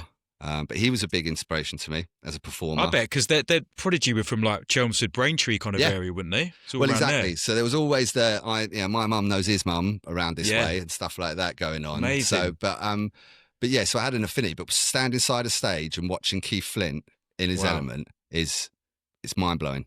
He talk about level, presence. He hardly says a word. The whole set, other than his songs, and he's got complete presence. You can't take your eyes off him the whole set. Captivating. Yeah. Bruv, bloody hell, like, you've just said a lot. You've said a lot. Sorry. No, don't be sorry. This is great. This is what it's all about. Where do we get into with this? All right, so just to go back a couple of steps, because I think what fascinates me is, you know, we're a similar-ish age. I think I'm a couple of years older, but we started off with the kind of fairly, I don't mean this in a disrespectful way to any of us, but we're in the kind of fairly typical run-of-the-mill way. You know, your mate starts DJing, you pick the mic up, you get on Pirate, you get a gig, you know, do some club shows, and then, you know, it kind of rolls out from there. But you went into this completely different stratosphere because you're working with big artists, the kind of artists that can fill arenas. And really what you're talking about, which I have zero knowledge, zero experience of, is like what I would call proper music industry. Right. Like the world that you've had a taste of, and that you've embodied for like 7 or 8 years. You said you were with Fresh. I don't really know anything about what that's like. So, but before you even said Fresh, you're talking about Pendulum. I mean, Pendulum, like, wow, massive at the time. So was that again? That was a live band show. No, that was Paul. That was with El Hornet. Okay. So that was when the band used to tour with Verse, and El Hornet would go out and do the DJ sets. And I think he used a couple of people. He used AD as well. And I think this was the show that AD couldn't do, which is where I kind of jumped in. So who did he do? Oh, he would do it with Verse. Obviously, if Verse wasn't with the band or whatever, so it'd be mainly Verse, and then if Verse was with the band, AD and Hookmaster X and me and stuff like that. So I probably did about, I don't know, 50 shows, I don't know, something like that with Paul. So so I know Paul quite well. He lived near me. Well, I lived in East London, he lived in North, but we used to go out for dinner quite a bit. So I really liked Paul. It was but it was very, again, it was, how do I put this? There wasn't loads of grandeur around it. It was still quite humble in the sense of, I'd go to his, get in his car, we'd drive up to the gig together, do the gig, drive home. He'd drop me off. Do you know what I mean? Stuff like that. So it was, I think, while the rest of the band were out doing private jets and tour buses and stuff like that, Paul was very much, why spend money on a driver? Why spend money on a tour manager? And that was an interesting point. There's a really interesting little world going on there, right? With the DJs that have tour managers and stuff like that. Because there's all these little battles going on, and they're all like beefing with each other to try and get, like, you know, set up for the next one and all that sort of stuff, right? But it then becomes full circle where then people start to look down on it and be like, it's a vanity project, right? You're only getting a tour manager because it fucking looks good, right? And because you can't be bothered. It's a driver that plugs in your USB, do you know what I mean? And stuff like that. But then they started getting bigger, these drivers, and started looking like putting on bomber jackets and stuff like that. And you're like, oh, come on. Do you know what I mean? There's no one, you're going to get a hug, mate, at the back of this rave. You're not going to get anything else, right? You know, don't worry about it. So that was always quite interesting. And Fresh always went through that. He'd like having a driver, like, don't get me wrong, it's great having someone come pick you up. But then all of a sudden you're like, hold on, what am I actually paying for? So you constantly have that debate. And I think Paul was very much on that side of, what's the point of a tour manager? What's the point of a driver, essentially, when I could do it and have the money? So the work with Pendulum wasn't that far removed from the kind of sort of typical, in inverted commas, DJ MC doing a set relationship. So it sounds like when you linked with Fresh, that was the real step into a different world. And Fresh is an interesting one, isn't it? Because most people will have heard of Fresh, even if they've got zero knowledge of drum and bass, because obviously he's been in the charts with, essentially it's like top 10 pop music-esque releases, isn't it? Like, to a degree. Yeah. But obviously he started in like the super underground as 1/4 of Bad Company, like legendary drum and bass production outfit, made some, some of the, just legendary, basically. That's he absolutely is. He is. He's absolutely. I mean, you really dig in, to his back catalogue, his journey, and you get to know him as well. He's, you don't want to band this around, but he's extraordinary, right? He's an extraordinary individual, in my view, right? The way he looks at everything, it's not like anyone else I've ever met in that sense of the way he, from a business side of things, how he monetizes stuff, how he takes ownership or maintains control of ownership and stuff like that. If you really dig into some of that, I won't talk his business, but he's just brilliant at it, right? The way he writes music and understands music and stuff like that. And his credibility, when you talk about the pop game, that was so interesting watching him wrestle with the industry, right? And want to create his own stuff, and ignore. And luckily he had, he was on Ministry of Sound for most of his time, right? So, and luckily he'd eventually kind of win his kind of case and his arguments and stuff like that. But the way they would try and force certain things, and even down to certain shows, we'd do certain shows and you think, why the fuck have we done that show? We've done that show because matey told us to, because it's going to be good for us for this and stuff like that. Well, Give me an example of one of those type of shows. I mean, some of the TV stuff, you'd find it hard to translate what we do on stage live in a normal setting to some of the TV stuff, right? So, and it wasn't a case of we regretted doing them, in the sense of it was more of a case of it was a totally different world. It was a bit of generally it was almost like you were tricked into doing them. And I can't, it's only because I can't think of a better word. It was like, oh, do this. You got this show on Thursday, and you're like, all right. And then you're like, hold on a minute, what's going on? Where's the crowd? Right, okay, there you go, do it. And you're like, what's going on? But you had to do them as part of that. You had to get your name. It had to be on T4 on the beach, right? You had to be on T4 and BBC and all of that. It's so funny you say that, because I was literally thinking T4 in the beach was what was in my head. Yeah. So yes, it's that's what we're talking about. It's that level that you guys were operating at. That was like 500,000 people, I think, on that beach. And that was so funny. It was so Fresh starts with Hot Right Now. Right? I come running out. And you hear the crowd, and the crowd's like, oh, little girl. And I did some of these, like, fucking, what's the other one? Capital FM, Jingle Bell Ball or something like that, right? You look down and it's dads taking out their daughters, right? So you go running on stage, and it was like, I go running out, this scream then starts to dip as people start to go, who the fuck is this Who's guy? that? Yeah. So Hot Right Now comes on. They're thinking Rita Ora comes on. Well, she does. She comes on, but when her lyrics come in, do you know what I mean? So she sort of walks out as her lyrics come in on Hot Right Now. So I come running out first to hype, and it's so funny. There's scream, and then they're like, what? And that was one of the battles, right? So we had, and this is why I love Fresh. I would have management going, or it wouldn't even be management. It'd be like the PR agency that someone's hired to get us on there or whatever, right? But they'd be like, oh, I don't understand your role, Jamie. And I'm like, what do you mean? So what are you doing? You're not singing anything. I'm like, no, I'm an MC. I'm going to hype. But no, I don't think we probably don't need you on this. And I've like travelled all the way to Milton Keynes or whatever to do it. And then Fresh will go, no, he's doing it. We're not having this. And you're like, no, sorry, I'm doing it. Sorry. Man, that's a different world. Yeah, so it was all like people didn't quite understand. That was the thing. So you had this whole new world, especially as drum and bass, dubstep was coming into the popular culture but more, and it was coming into being more common. All of a sudden, you could just see people that were being caught out by it. They weren't used to it, right? And it's not like these people are going to have they're not going to have like a deep. Well, some of them might, but a lot of them aren't going to have a deep knowledge of like MC culture in the way that we know it. Yeah. So I could understand, like, some of them might think, who's this geezer on the mic? Yeah. Like, Yeah. What you do? And I went, don't worry about it. You know, Bez? Right, similar. But that's where you can lean on Keith Flint a little bit and go, it's kind of like that. And, but there was a bit of that. And that was always quite, that's quite humbling. That's quite embarrassing having to explain yourself on the side of stage to some, I can imagine that's a real challenge. Middle-aged marketing PR manager. Do you know what I mean? You're like, I don't know. What am I explaining myself to you for? Just fuck off. You know what I mean? Bruv, right. I want you to picture the scene. We're not take yourself back if you're happy to do this, right? So you're standing on the stage, T4 on the beach, 500,000 people on, everyone's watching it a Sunday at home, hungover, whatever, watching T4.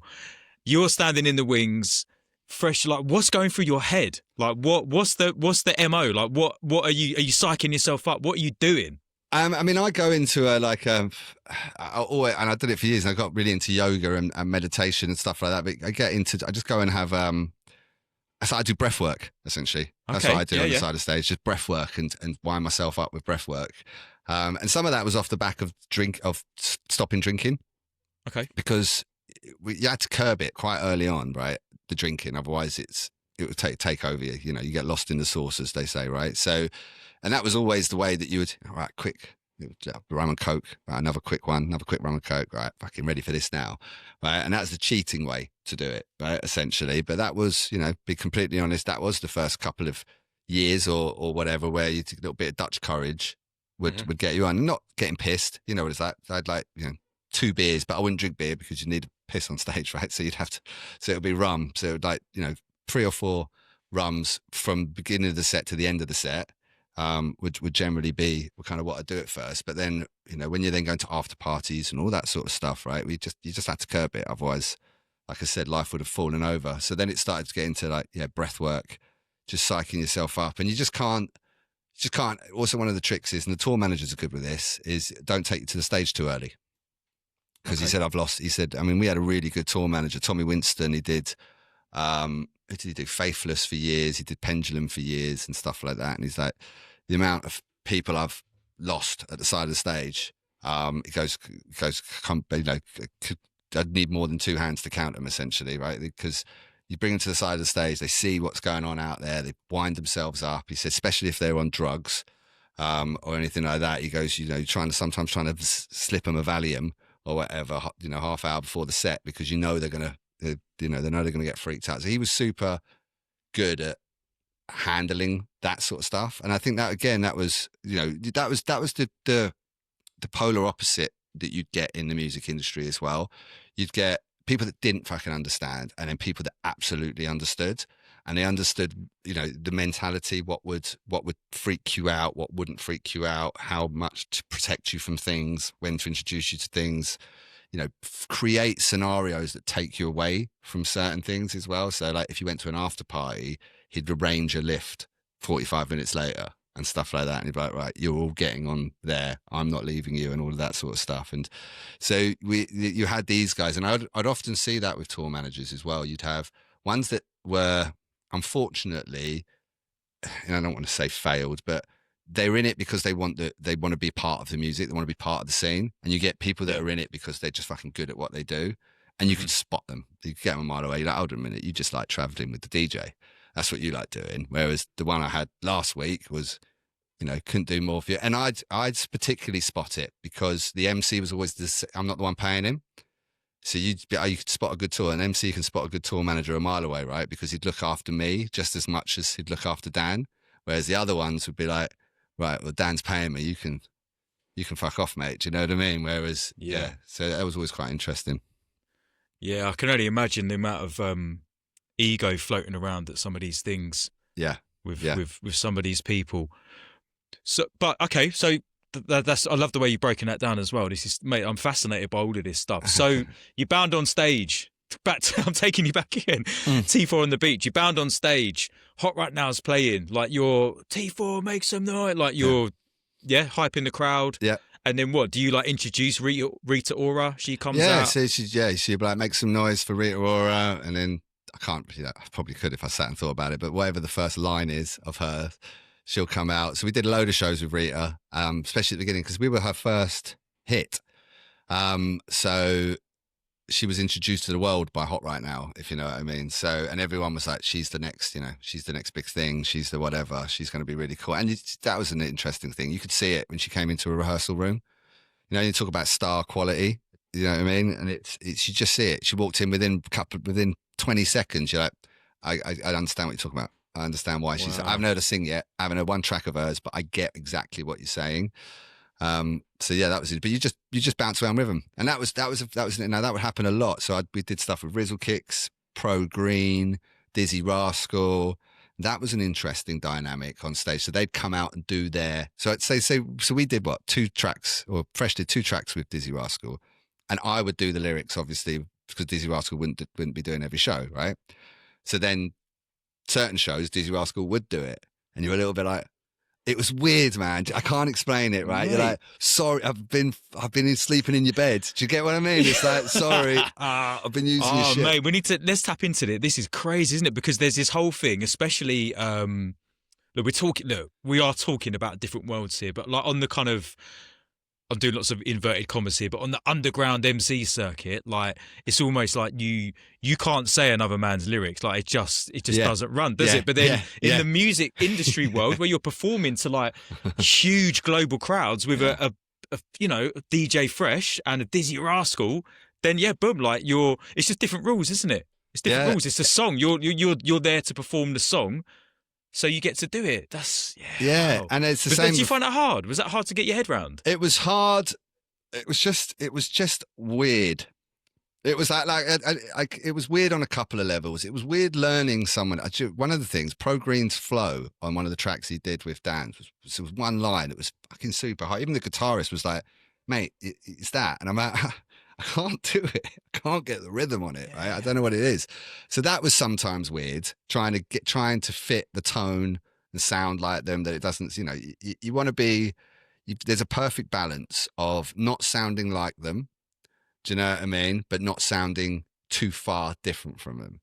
And it's a real kind of, right, and it takes you a bit of time to work out, do you know? So Dizzy Rascal's like, Dizzy Rascal, right? So I can't go on and go, Dizzy Rascal, do you know what I mean? I can't do that, but I've got to do it in my own way that it's just not too far away from his tone, his whatever you kind of want to call it, octaves, whatever, just where he sits. So that would be awkward. And then when they would come on, there was that little bit of like, are you mad? Do you know what I mean? You can't get out of that whole MC culture thing, right? So are you mad I've been doing this? And you'd get a little bit of, and you just overthink it, I think, sometimes. So like, Dizzy Rascal was friendly, always friendly with me. At the time, you're like, oh, he moved on quite quick. You right? Do you know? It's that. Mate, it's just all that sort of stuff. And then when you're live, and then you become. This is the bit I didn't like, if I'm honest. Was then you become their backing artist, right? So you'd stay on stage, they'd come on, and I'd do a few ad libs. Do you know what I mean, and stuff like that. And I didn't enjoy it, but it was only 3 minutes at any one time, right? So, but yeah, I just remember thinking that, right, hurry up, get off my stage. Do you know what I mean? I'm busy. Do you know what I mean? Come on, Dizzy, jog on, mate. Come on, mate, I'm busy here. All right, I've got a job to do. So yeah, there was a bit of that. But also great network again, because all these people backstage. I met so many. We'd hang around. Rizzle Kicks, hardly, particularly from Rizzle Kicks, used to see quite a lot. We'd go out for dinner and drinks and stuff like that. So Rita, we used to hang out for a long time. She was really cool, not just with me, with the whole band, but I haven't seen her for years and years and years. But it was nice to be, these people are normal people. It was nice to kind of meet some of these pop stars to a certain degree, and then get the measure of them and be like, oh, okay, you just, there's nothing particularly special again about, like you say, there's star quality that certain people like Rita have. But in terms of personalities, you realize that everyone's just the same, right? Everyone is, what did you think of that? Was that all right? You know what I mean? And stuff like that. Yeah. It's quite cool, kind of humbling. Yeah. And I guess, to a degree, I mean, like the more talented you're perceived to be, and the more of a star people tell you are, that comes with an expectation of having to completely fulfill that role and fulfill people's expectations every time you're on stage or in the studio. So that obviously comes with its own challenges as well. Yeah. It's interesting. Observing all of that is interesting, and being particularly where I was, like I said, I wasn't the main act, right? So you'd get to kind of watch so much. The proximity would be close, but you'd have less of the direct effects and stuff like that. And you know what I mean? But vice versa, you'd also have people essentially making decisions for your career as well. Oh, by the way, you're not doing the Madonna tour, which was like something like a 60-date tour would have made me a fortune. Do you know what I mean? But we decided it's just not a good look, which was absolutely the right decision. Don't get me wrong. To support Madonna in America, it just wouldn't have landed, right? But from a financial point of view, I remember going, "Oh fuck, okay, yeah, fair enough." But yeah, shit, okay. So so you get kind of pros and cons, essentially, isn't it? You know, you don't get the direct effect, but other times you also don't get the control. Mate, yeah. So managers, agents, all this stuff. You must have had some real experiences with like the industry side of things. Yeah. Through this whole time, have you got any stories or memories you're able to share around anything like industry, manager, agent kind of stuff related? I think generally all the managers that we've had, bar one or two, and there's one funny story I've got, but they've always impressed me when you move into that different world, right? And the first one, Andy Varley, was Freshie's kind of first manager when he became commercial. He was just fucking brilliant to watch him.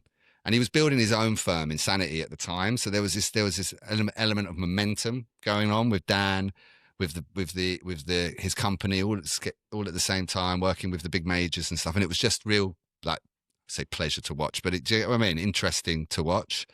But then, like I said, you then have all these other sort of characters coming in. And there was one once that tried to boot me off, and it's so funny. Dan replied to their email where they suggested it, copied me in, and when I don't think if I ever, don't you dare, how dare you say that? Da, da, da, da. If I ever told you to dump your partner in da da da or whatever, you think that was inappropriate, yada yada yada. Jamie's been with me since this long, and then they called me up, and I was like, look, you just got to remember, there's been a few of you. There's only ever been one of me. So, right? Yeah, just man. watch your mouth, right? About being, we've got a history, and that history has been forged in gig after high after low after things like that. So I think there was just an element of inexperience and stepping out of their lane a little bit, but it just proves it's always Dan over the years has just thrown in these little indicators that he's just had my back at every time. Even once, bought me a car because I bought myself a motorbike. And he goes, why'd you buy a motorbike? I was like, well, I just fancied one and my car's broken. So I just thought, and he goes, here's a car, basically. I won't go into the details, but he goes, I'm not having you racing to do a show for me and fucking kill yourself. All right. So there you go. Do you get what I mean? And plus he's paying me and all of that usual sort of stuff, but he's just had my back to the point we've become best mates. We were best men at each other's wedding. We see each other. I was with him for 6 weeks at the beginning of the year in Thailand. So it's oh wow, really? You're his best man, yeah. Him and Luke LSB were my best man. Yeah. Wicked, man. So yeah, real polar opposites of the drum and bass spectrum I had as each best man. But yeah, you don't have to go into. I'm not prying for any numbers or anything like that at all. But were you? I'm just interested in the setup. Were you employed by Fresh, or like who? How did it work? Were you employed by someone, or were you like a freelance artist? So freelance. So yeah, right. So that's what it was. So you were relying on gigs. You're relying on the size of those gigs. So I had a again, without going into too much detail, it would depend on the size of the gig and all that sort of stuff. It's almost the same principles as him. So it wasn't the same amount every time. But that's where you're kind of, this is where you're really intertwined, right? So it all kind of depends on, in any one year, there can be a 6-figure swing. Do you know what I mean? In terms of what you earn, just depending on, the run of gigs you do, the certain types of gigs you do. There'll be certain years where you go off and do like a tour of China, which is just with silly money, or you do like America, which would be the opposite. You get nothing for playing over in America and stuff like that. So it was all like, it would all be dependent. And I love the Asia side. Whenever we did, like most years we'd do China, Korea, Japan. And they were just like brilliant tours, brilliant money. You know what I mean? Brilliant people. It was just, they were always my favorite when they were, and then you'd quite often then that would be whether you were coming to or back from Australia as well. So you'd do like an Australia tour and then do like a China tour or something like that, and you really get into the depths of China as well, which was super interesting, you know. So yeah. Wow. Bruv, you got to have some tour stories. Actually, let me ask you this first. What, I know it's impossible to say favourite ever show or anything like that, but just some like top things that jump into your memory when you think of you and Fresh on stage, or a particular venue, a particular tour, you know, give me some of those. So I think the first, really the biggest one for me was the one that will always stand out is V Festival. Now there was a whole period where we were just doing like crazy stuff. So we were doing like all the T4 stuff, and we were doing all the IB for rock stuff, and they were all wicked, and every show of them was brilliant. But something about V Festival being in your hometown. So V Festival's been in Chelmsford for the last, I mean, it's not there anymore, but it was there for like 10, 15 years. So you always used to go with your mates. And again, it'd be one of those, I remember seeing Plan B there a few years ago, or a few years before, and being like, you know, certain moments that you'd have there. But getting to do, we did, this is where like the lighting and the production really came in. So we had a really strong production. We'd just come off the back of a tour where you have to do all your own productions, all your own lighting. We brought that onto the festival season, and we were doing like a 3:00 set in the dance tent. And on the first day, we arrived in the tour bus, and the tour manager got us all downstairs, and we're like, look, Nicki Minaj has cancelled and she's closing the second stage, and they've asked if you guys can close it instead. And we were like, because you've got the production. We were like, yeah. So I remember doing that. Like my parents were in the crowd, all my school friends were in the crowd.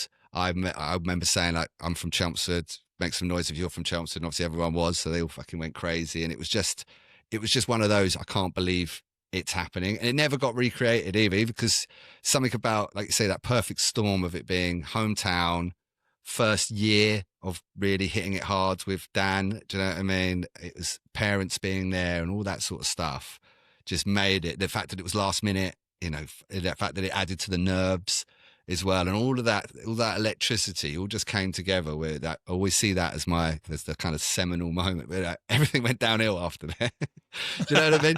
Because it's kind of really, you're never going to get that. Do you get what I mean? That's all I mean. You're never going to get that perfect storm, and every gig was brilliant. Do not get me wrong on that. But there was that particular show was the one for me. Yeah, the hometown one, man, makes total sense. What do you reckon the biggest crowd is that you played to? It's got to be that T4 one. Like I said, I'm sure. Oh, really? Yeah. Sure, it was 500,000. Someone said it was. I mean, it was people as far as the eye could see. It was crazy. But those huge ones, like I said, they were few and far between. We probably only ever did like 30, 40 of them ones, but they were like, it was into the ether. Do you get what I mean? You know, like the monitoring was, you couldn't hear any stage stuff. So the stage was dead silent, like dead silent. So you'd always have your in-ear monitors, but that just having your in-ear monitors. So whenever I performed, I'd have wedges and in-ears, right? Because I needed both, but you wouldn't have wedges when you do these huge ones. So you're kind of like, you can't hear yourself. You're trying to rack a load of reverb into your ears or something like that, just because otherwise you put yourself off. You know what I mean? When you're too raw into the microphone, and you can hear it right in your head, you're like, So all of those things. That's why that's why when I said earlier, you come off and go, why did we do that? Because none of it felt natural. Do you know what I mean? So like the biggest shows weren't the best shows, other than those festival ones like V, Reading and Leeds, you know. And there was certain moments around it, you know, like the Reading and Leeds, for example, like that was the people rush, like the experience there was watching the tent fill up, and watching people, as soon as they realised it was Fresh on, and you could hear, I think we started with Gold Dust, you could almost see like everyone from outside the tent turn around and try and rush in, and that always created this mad energy for the first half of the set, where you get, you know, the sort of energy where you get the steam coming off of everyone, and that was always off the back of people rushing in. Anyone that had been waiting there, they were less animated. Do you get what I mean? Or if like, I don't know, if you had to play after someone of a similar ilk, like a Pendulum and stuff like that, the crowd, or a Prodigy, the crowd would never be, because they've kind of been exhausted, right? But when you bring someone into a tent and then hit them smack in the face with your show, that's where you get that perfect bit of energy back. Yeah, I'm visualizing people being like drawn almost like towards a magnet. Yeah, that's exactly Being it. pulled Yeah, in towards the like sound iron and- filings. Just Yeah, going that's in. it. Yeah, exactly. And that anticipation and that kind of electricity in the air. The inner geek in me has to just dip into the in-ear monitoring thing Yeah, because I've never used them. And if people have never, if people listening to this have never spoken into a mic, then it might be hard to kind of get it across. But it can be a real head fuck, can't it? In terms of like monitoring and that how it all sounds in your head, how it sounds in your ears. So I've got no reference point for what using in-ear monitoring is like. So firstly, I know all you can really do is verbally describe this to me, but can you try and get across what it's like going from just being in a normal, typical club with a speaker and monitor to actually putting in-ear monitoring and making that transition? Yeah, there's two parts of it. I think they're important to kind of clarify, right? There's the live years and even the DJ years. Part of our crew, we had a sound monitor guy, right? So my ears were set up, like my sound was perfectly set up for me. So I'd been, it was a preset. So he had a whole desk and it was preset. And sometimes you'd be like, can I have a bit more or whatever, a bit more reverb or a little bit louder or something like that. Crowd's too loud or something. You'd have some changes and they'd always need it changed through the set. You'd have to turn it up as the set went on. I don't know if my ears got fatigued or something like that, but you just always have to keep turning it up. So you had that part, which was just all about hearing yourself at your best. So it's confidence builder more than anything else, right? It's like I know exactly where I am. I don't need to think about anything else. Goes back to what I was saying before about keeping your mind on the job, right? I don't have to think of anything now. Thank you. That was worth it, right? And then there was when we didn't have the monitor guy, when it was just about control. That's all it really was, right? It was I was luckily in a position where you could request it. And sometimes I changed my position here, so I stopped doing this. But sometimes I turn up at the show and go, "Oh, it sounds great. Don't worry about it. No, I don't need it." So they bring the pack over, and I'll be like, "Hold on, no, you've nailed it. Don't worry about it." And then once some guys, and I think they were young promoters or something, they were like, "Oh, mate, it's cost us £1,000 to rent all of this stuff out for you because it was on your rider." So I was like, "Oh, okay, fine, okay." So then every time afterwards, I've just done it just in case that's happened again, if they've had to rent it in or whatever. So, but it's just about control. It's then I've got my monitor 9 times out of 10. I pop one ear out, and it's just so that I can hear myself at the right volume and not have the wedges kill me. And that's really what it is. Just get used to it. And you're used to hearing yourself in your head as opposed to then, even though I just did that then, it's a huge difference. Do you know what I mean? I literally am guessing because I don't have a reference point, but I guess it's the difference is like having that background ambience compared to having like a direct feed of the sound into your eardrum. Yeah. And because you'd always have music in there as well. So it wouldn't be just raw for me. So I'd have to have a bit of balance in there and stuff like that. But so the sound engineer, you can work with him to get the right mix of the different elements. Obviously, the music, the mic, and I think you said as well, you could have the crowd fed into it. Yeah. I did. Sick. Yeah. So we used to do that. So we used to have the I can't remember what it's called, but it was 2 mics pointing out at the crowd, and then that would be then fed into my in-ears. So you just have full control. And I think he'd do this game where you get the skill. We had one sound guy that was Prodigy's old sound guy, and he used to do and it was MCing, used to give him a lot of shit. So he was kind of really on his stuff. So he'd turn up the crowd one to like max because he's like that used to get the Prodigy going harder. Do you know what I mean? So and then it's that understanding that he knew part of his job was creating a better show. If I can get MCing or I can get whoever sounding their best, they will be their best, and therefore they'll put on the best show, right? And that's where, like in every industry, the cream rises to the top. Yeah. Do you know what I mean? Like in terms of sound guys, MCs, producers, lampies, whatever you name it, the best ones are the best ones for a reason. You've got to tell us what a lampy is. So a lampy is a lighting engineer. Me and you, Phil, were talking about this earlier, right? Which is I've got into that a lot in my house because of Alan. So hold tight, Alan, the lampy. He was a stalwart of the crew for years, and yeah, it was just all about, how you can change the room. And a lot of this was during like the touring days when you're doing like the O2s, touring around the country in a tour bus, and you would be watching him in the day set up, and you could just watch him change a room. But as you're sitting there, killing time most of the time when you're on these tours. So you're sort of going in, watching, and he's just playing with it, and you're like, wow, you're lighting up these places, and it's just one little flicker here, one change there, and every little detail being important. One LED being out, like him getting fucking furious about it and trying to go to the closest maplin so that he can buy some soldering iron or something like that. It was great. It sounds like you were, what you're describing is a team of people around you. Yeah. A team of people, just everyone's got their role. Everyone fits into the equation in a different way, probably in ways that I've never even considered, like a lampy, like, it's just not on my radar. But it just goes to show, like we were saying about the Nicki Minaj show, if it wasn't for having a production, and two, if it wasn't for Alan, who was our lampy, and him being so good at what he did and innovate what he did. So we're one of the first. He was using a lattice. I mean, that shit moves out of trend really quickly, so it doesn't sound trendy, but he had this lattice type thing going on. First to do it. That's what got us to Nicki Minaj. So got us all over BBC, yada, yada, yada. Probably sold a few more records for Dan. It's all worth it in the end. And it's understanding that is all part of the bigger piece as well, because there's a lot of investment required from the artist. So you don't think the labels are paying for the shit or the management are paying for the shit. They're like, you should go out on tour. You need a good setup. Here's how much it costs. Oh, for real? I just assumed that bearing in mind I've no knowledge of this, I just assumed the label would pay for that. No. I mean, they might give you something. I mean, but it's petty cash. They'll give you every now and again. They'll throw $5,000 your way for something, or they'll try and convince you to do a gig in Miami and say we'll pay for the flights.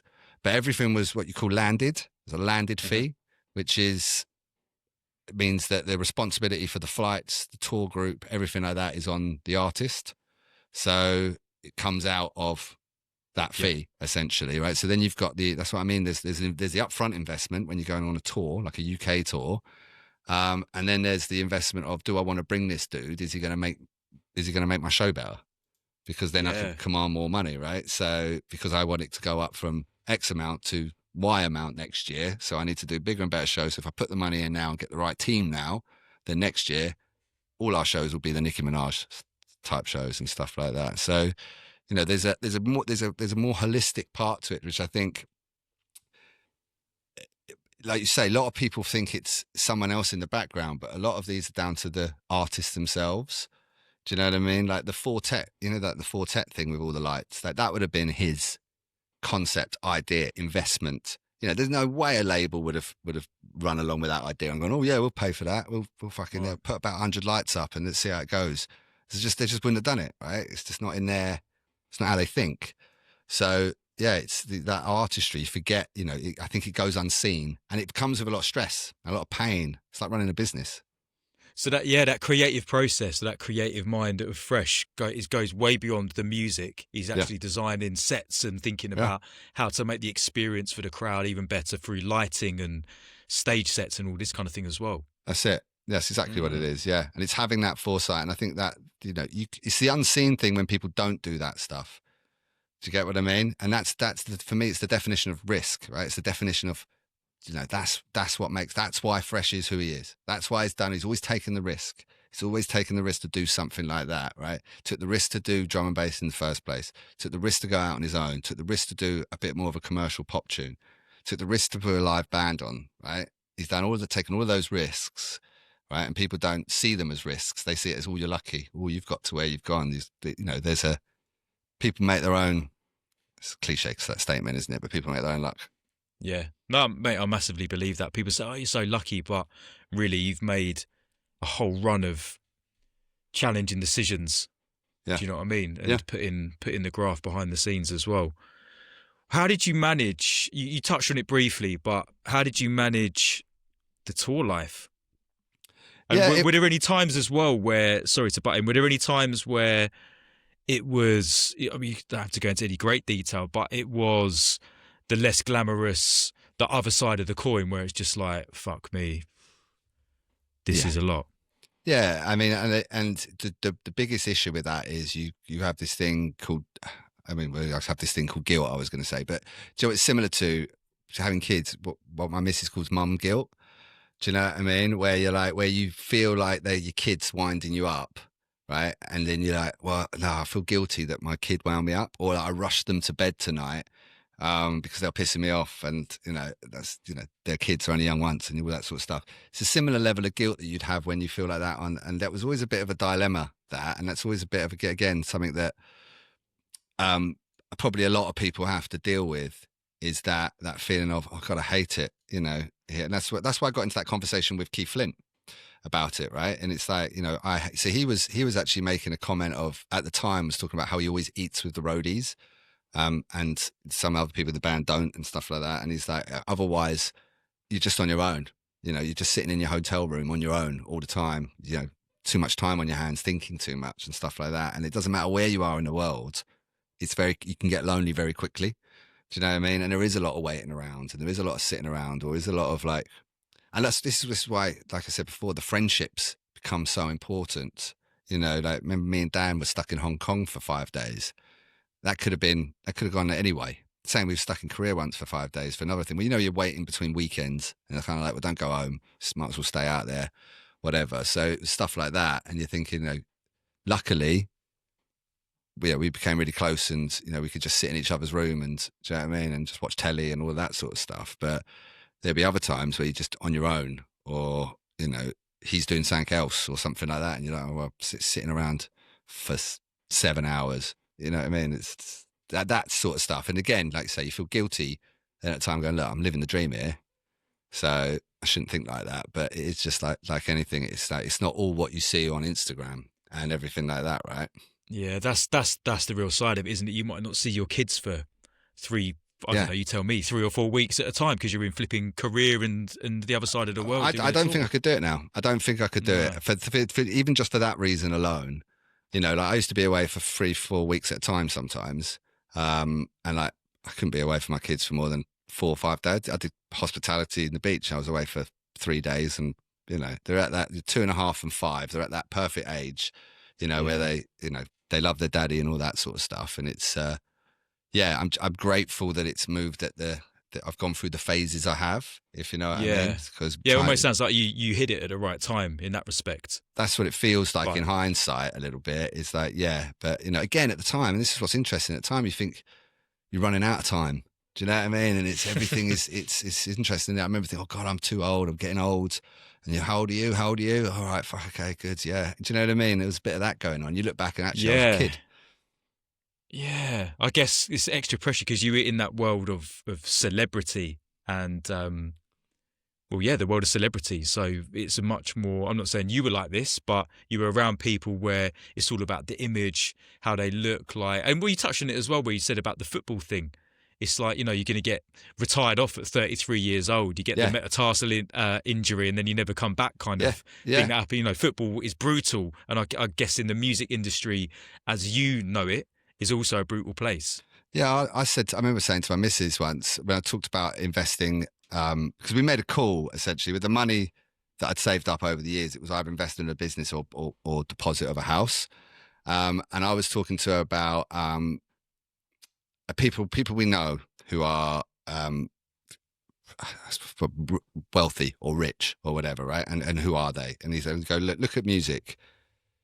I'm already one in a million, like lucky enough to be, I've got a 1 in a million chance that I've created a career over the last 5 years, whatever, 6 years. The next step is to be an artist in my own right, and stuff like that, and earn off the back of that, right? And it's just not going to happen, right? It's just, that's what I decided at the time. I was 33, I think.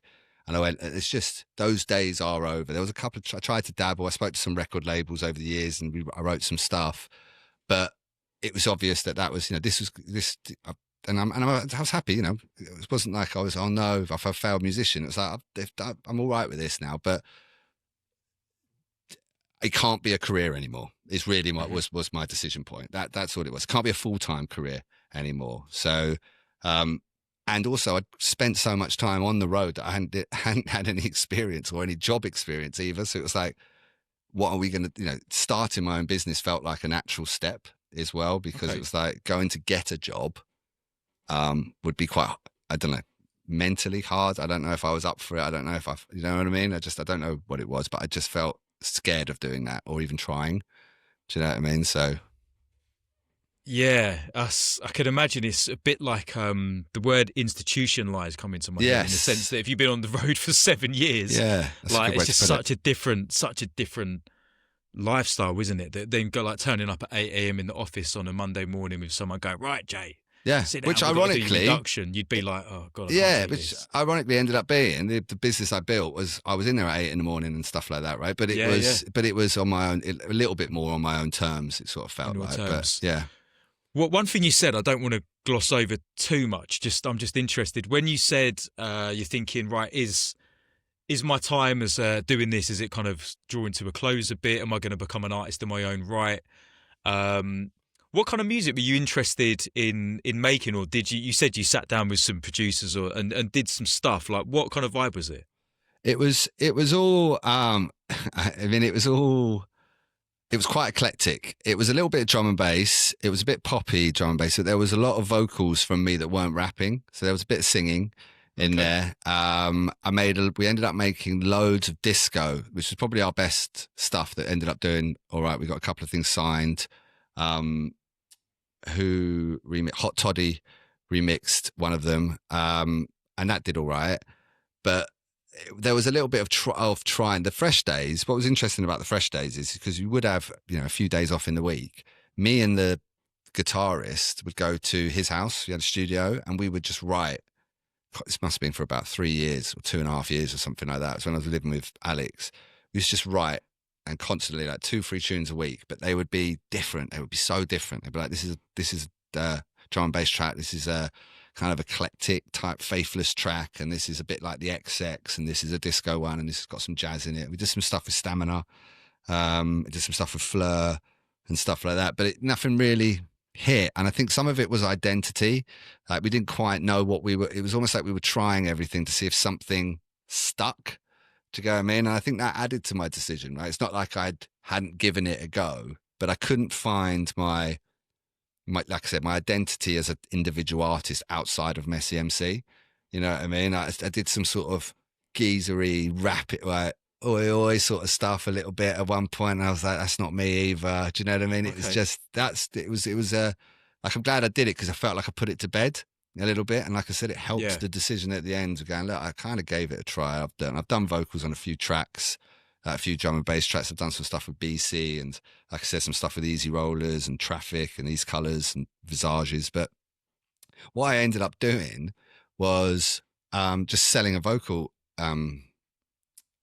loop pack to Loop Masters. The end. A little bit of do you know what? Here's the lyrics, here's everything. There you go. And the amount of tracks I hear, people send it to me all the time. With my, there's about 4 tracks. There's like one I did with East Colours. I put that lyric on the pack, and it's like come out in about 5 other tunes. And he's like, "What's going on?" I'm like, "I know, mate. I'm sorry, but I never got paid for that track anyway." So big up East Colours. But yeah, it's a familiar story, people. Yeah. You work in the underground DNB world, but yeah, love to everyone out there.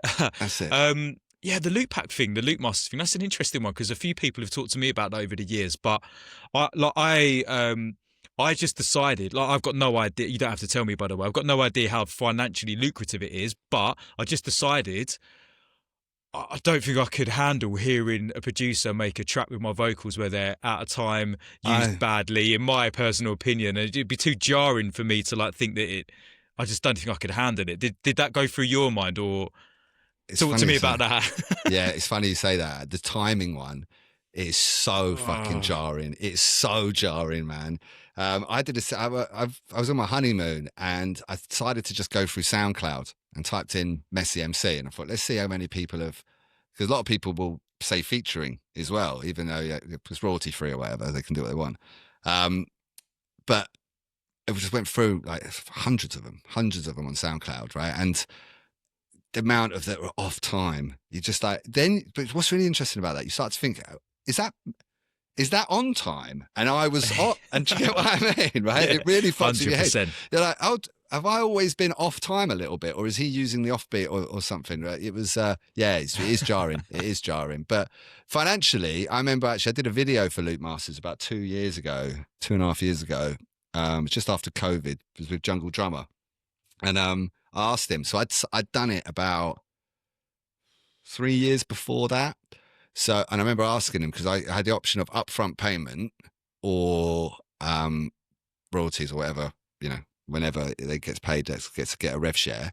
And he said, you've just gone over that now. So he's like, if you would have not taken the money in the first instance, you've just got to that figure, you'd have earned it now.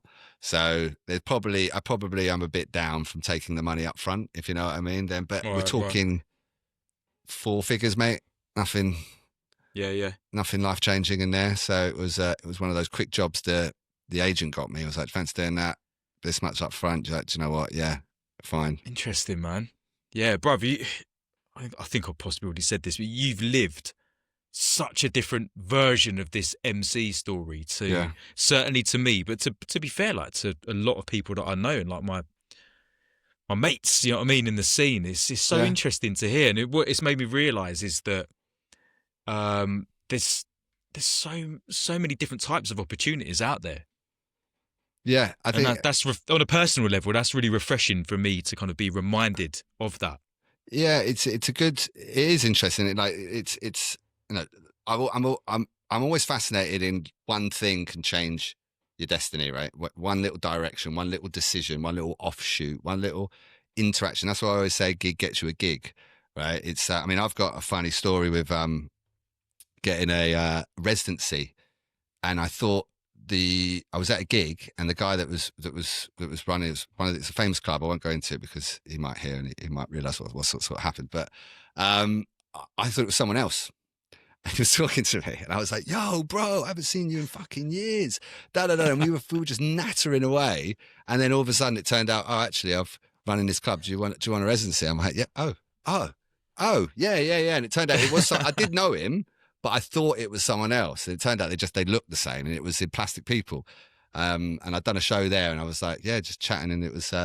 But yeah, that's just how life goes. It's just these little moments you remember back in your life. Like if I hadn't have gone to Plastic People that night, if I hadn't have done that gig for Nero, if I hadn't have replied to that text, or if I hadn't tweeted El Hornet, if I hadn't have sent that letter, all of those things fascinate me. And they go, and what? But then it's like, well, what else could have happened, or what can happen in the future? And it's and it gives you a bit of a, what's the word? It gives you a bit of confidence that the unknown is okay, or the unknown's exciting. Do you know what I mean? I think there's a wider kind of view here, which is when you talk about institutionalized,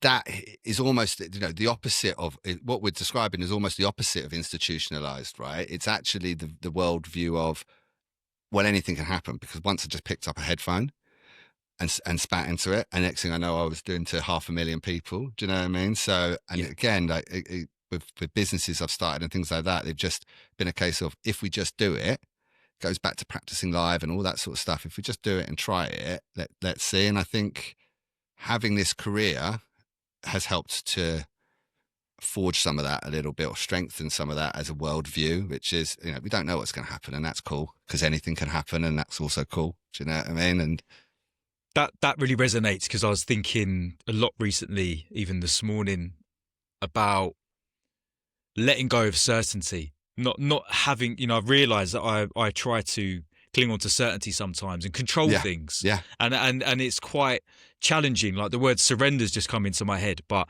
being able to surrender to like things are going to work out exactly as they need to. Yeah. And you don't have to try and control it all the time. Yeah. Yeah, that's it. And it's, and I think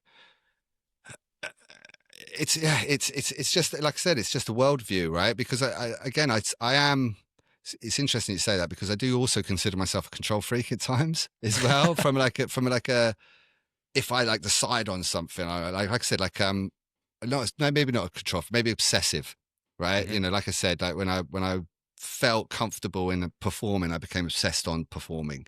Do you know what I mean? And looking at the dynamics of performing and studying the dynamics of performing and looking at different artists like I'd never looked at before, watching a Prince perform, or Prince, the artist, not a Prince, but you know what I mean? Watching Prince or Freddie Mercury and things like that, all of a sudden it's like, oh, I can see what he's doing here. And it became this kind of, thing to look at and study, but also, like you say, it's the freedom of anything can happen in life, right? In any direction. Let's just do this and let's just see. And not being afraid to fail, I suppose, maybe leads that a little bit, which is, you're going to have, we've all had shit gigs. I mean, I've got a saying in life, which is I fucked up bigger gigs than this. And I picked that up off one of my tour managers over the years. But if something's big, something's stressful, or I've got a decision to make, a big decision, I go, fucked up bigger gigs than this. Let's go. Let's see what happens. And it's a nice way to let go. I like that mindset. There's always something to learn. There's always an area where you can grow, and it's only again. Like I know it's easy to fall into the cliche category of this stuff, but cliches are cliches for a reason because there's a high element of truth in them. But it's only a fail when you just let it stop you completely. Yeah. If you can learn from it and adapt, and I said this earlier, adapt and move on. Great. Like it's not failure. Failure and success are on the same. They're like sides of they're two sides of the same coin. In the same way that hot and cold are both different ends of the temperature spectrum. Failure and success are different ends of the. I don't know what the spectrum's called, but they're just different ends of that spectrum. Whatever it is. And I totally agree, man. And it's how you hold that failure, right? It's how you hold that failure. And it's again, there's certain people in my life that I spoke to about failure, and it's like if you don't expect it, then you're in for a fucking shock, mate. Do you know what I mean? If you think you're going to start this thing or this project, this venture, and you think you're going to get it right every single time, don't do it. Do you know what I mean? Because you're going to be very disappointed when you do fail. Whereas you've got to just be mindful of those areas. You know, it's like, okay, falling over there and acknowledge it, you know, and go, right, you know, that was fuck up. Okay, cool. Do you know what I mean? And just not flog yourself. Because of these things, right? And it's easy to say something because some things are more risky than others as well, you know. So there's a point there, and as you get older, you know, and with family and all that sort of stuff, you know, things you might start to become a bit more risk averse and all of that sort of stuff. But broadly, like you know, you're saying, if you don't expect an element of failure somewhere, then it's going to come anyway, and you're going to be unprepared. Yeah, it's going to knock you for six. Yeah. Yeah, that's very wise words, man. You've lived you're living an interesting life, bruv. You really are. Thank you, mate. I think like you were telling me, yeah, man. Yeah. Like you were telling me a bit about some of your business endeavors as well. I feel like that's probably a conversation for another time, but I was very interested to hear about what you've been doing. One thing I want to ask you before we kind of move towards wrapping this up is you said that you might do a show with Fresh 5, 6, 10 times a year, whatever it might be. So you're still plugged into that element, that side of things. What about the more underground side of it, or to flip it round, to be a bit more specific? What about, you know, small club, 200-300 people, low ceiling, you know, no frills type thing? Are you still connected with that? If so, like when, how often, and do you still have a hunger for that side of things? Yeah, I do. It is an interesting question because I'll be really honest with you. I don't know how I feel about it. Because I'm not sure if it's nostalgia. Do you get what I mean? Right? Like I said, I can't, you know, we came up with the same, we've done the same style of gigs. We know exactly what you mean. And then they are so important, and they were so important, and they felt so electric and integral, and something about them that feels more underground and more authentic and more credible and real. And there's that to it which you can't ever escape. And there's also a comfortableness around where I feel I'm better performing as well. So do you get what I mean? So like Luke does it. When Luke does any sort of like a space age night or a footnotes night, he's only done a few, but he'll come down and me and you do an early set like the old days. I love that. I absolutely love that. I love every beat and bar of that kind of hookup or whatever. but but I don't necessarily crave it. Mm-hmm. Do you get what I mean? And I think, like I said, there's an element of coming to peace with that to a certain degree, because there was a time in my life where it was my identity. It was everything I did. And it still is. It absolutely still is part of my day. I still dress a little bit, like it. I still like to show a bit of that. And I feel like that's a part of me that has forged part of my personality, and it forged almost a difference in my personality, because we're a minority when we're part of a culture like this, aren't we? We feel that's what makes it so special. We're kind of part of something that the rest of society doesn't quite understand, and that's good. So I do love that, and I love that I went through that, and I love that I had that, and I'd love to do it in a controlled scenario. And do you know what? It was listening to Mark's system be really kind of honest about how he felt about it, because I think till I heard that, and I'll be genuinely honest, there was a part of me that I probably would have given you a different answer. Okay. I probably would have gone, I probably would have gone, no, I do still love that. It's part of my roots and da, right? But it's almost okay, it's part of it's okay to say that was a time, that was a part of my story, and it won't be a part of the future story necessarily. But that doesn't mean I can't dip in and love it still. It doesn't mean I can't look at pictures and memories. It doesn't mean I can't still experience it. Yeah. But there's this thing you have when you're younger, right? Which is it's that validation, right? It's like, I want to progress through the scene and get big. So that's really important when you're younger. And then that became a financial burden as well. Like, it's important to keep earning money and stuff like that. And I think when you take those away from it, like you say, I'm not sure if it's just their nostalgia that I look at and go, okay, I just enjoy being a part of that. But I don't think I want to be part of the rat race again in that sense. Do you get what I mean? I don't want to fight for gigs and stuff. And the brilliant thing is, you get to decide how you choose to be a part of it, because you are still a part of it, and you can always be a part of it, whatever it is. Yeah. But you get to decide. I think that's almost a level of like, I don't want to say the word maturity, but in the sense that, we're both blokes in our 40s, like you get to choose. And you said the word peace, and I think that is vital. Yeah. Inner peace is just massive. And you could get just as much fulfillment just creating a song at home in your studio room just for you, as you potentially get from playing in front of T4 on the beach with DJ Fresh, like, because you get to decide what that inner peace looks and feels like for you. Yeah. That's it. And like you say, you wrestle with it sometimes, and it's hearing it from other people that have let go and all that sort of stuff. And it's not letting go. Like you say, I'll always be a part of it. I am an MC, and it's not like I've retired or anything like that. Promoters, if you're listening. but you get what my point is, right? It's kind of, it was my everything, and it was a bit exhausting.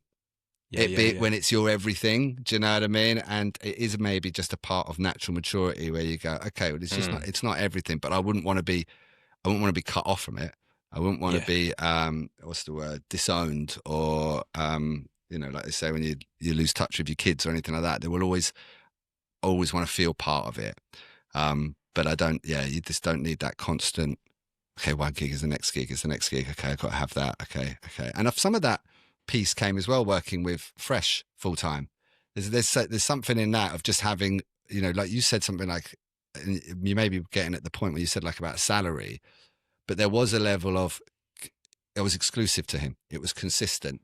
Do you get what I mean? So that took a bit of the stress out of okay, I don't need to like make sure I've got enough work here and there. I just need to make sure Dan is producing and, knocking out hits, and we'll keep going. Do you know what I mean? So that helped a bit of that. And I think maybe that helped with the transition after as well. Yeah, man. What do you feel like, it's November 2025 as we're recording this. It's literally, in a month's time, it will be Boxing Day. So what does 2026 look like for Messi? I think I've just started a new venture. Again, this is a music podcast, so I don't want to go too much into that. But I sold my previous business, and I thought I was just going to put my feet up a little bit. And I think what I've learned over the last sort of 6 months is people like us right, we have to be busy, right? We have to be doing something. There's, you know, that dream of retiring early. And don't get me wrong, it wasn't enough to retire early anyway, but it was, do you get what I mean? It was still, I thought, okay, I can take a bit of a break. So I took a step back for a year, and I got bored essentially. And like I said, and this is where you go, right, what do I do? Do you know what I mean? And what's attracting me? And you can really use that. You can really use that time to go, right, where am I going to naturally be pulled to? Because part of me thought maybe I would produce a bit more music or something like that. But I got really super interested in AI. I started this AI business assistant business that's doing really well at the moment. It's rattling quite quick. So it's about kind of focusing on that. I don't work too, you know, it's not too stressful, my life or anything like that. We've got some good backers and stuff. So I've got a team which do a lot of it. So it's like I said, it's focusing on, I really, really enjoy my time with my family. Do you know what I mean? I really enjoy being present. And because in my last business as well, that was super stressful. Selling that and building that up to sell it was stressful. And my kids were really, really young at the time. And that was just a fucking nightmare, having kids and that and everything going on. And it just feels like I'm in a period of my life now where I can put a bit of attention into my offspring. Do you know what I mean? And for two reasons. One, because I just enjoy it. I just love being with them, as we all do with our kids. You know, I'm no different there. But two, it's giving them, you know, while I have that freedom to give them the attention, it's making sure that they get the best out of their dad. Do you know what I mean? And I would have said, you know, this sounds soppy as hell, right? Because a few years ago, if someone said, "Oh, my job is a dad," or people that write that in their LinkedIn bio, you know, I'm a business owner, but I'm a dad first, and all that sort of stuff. It's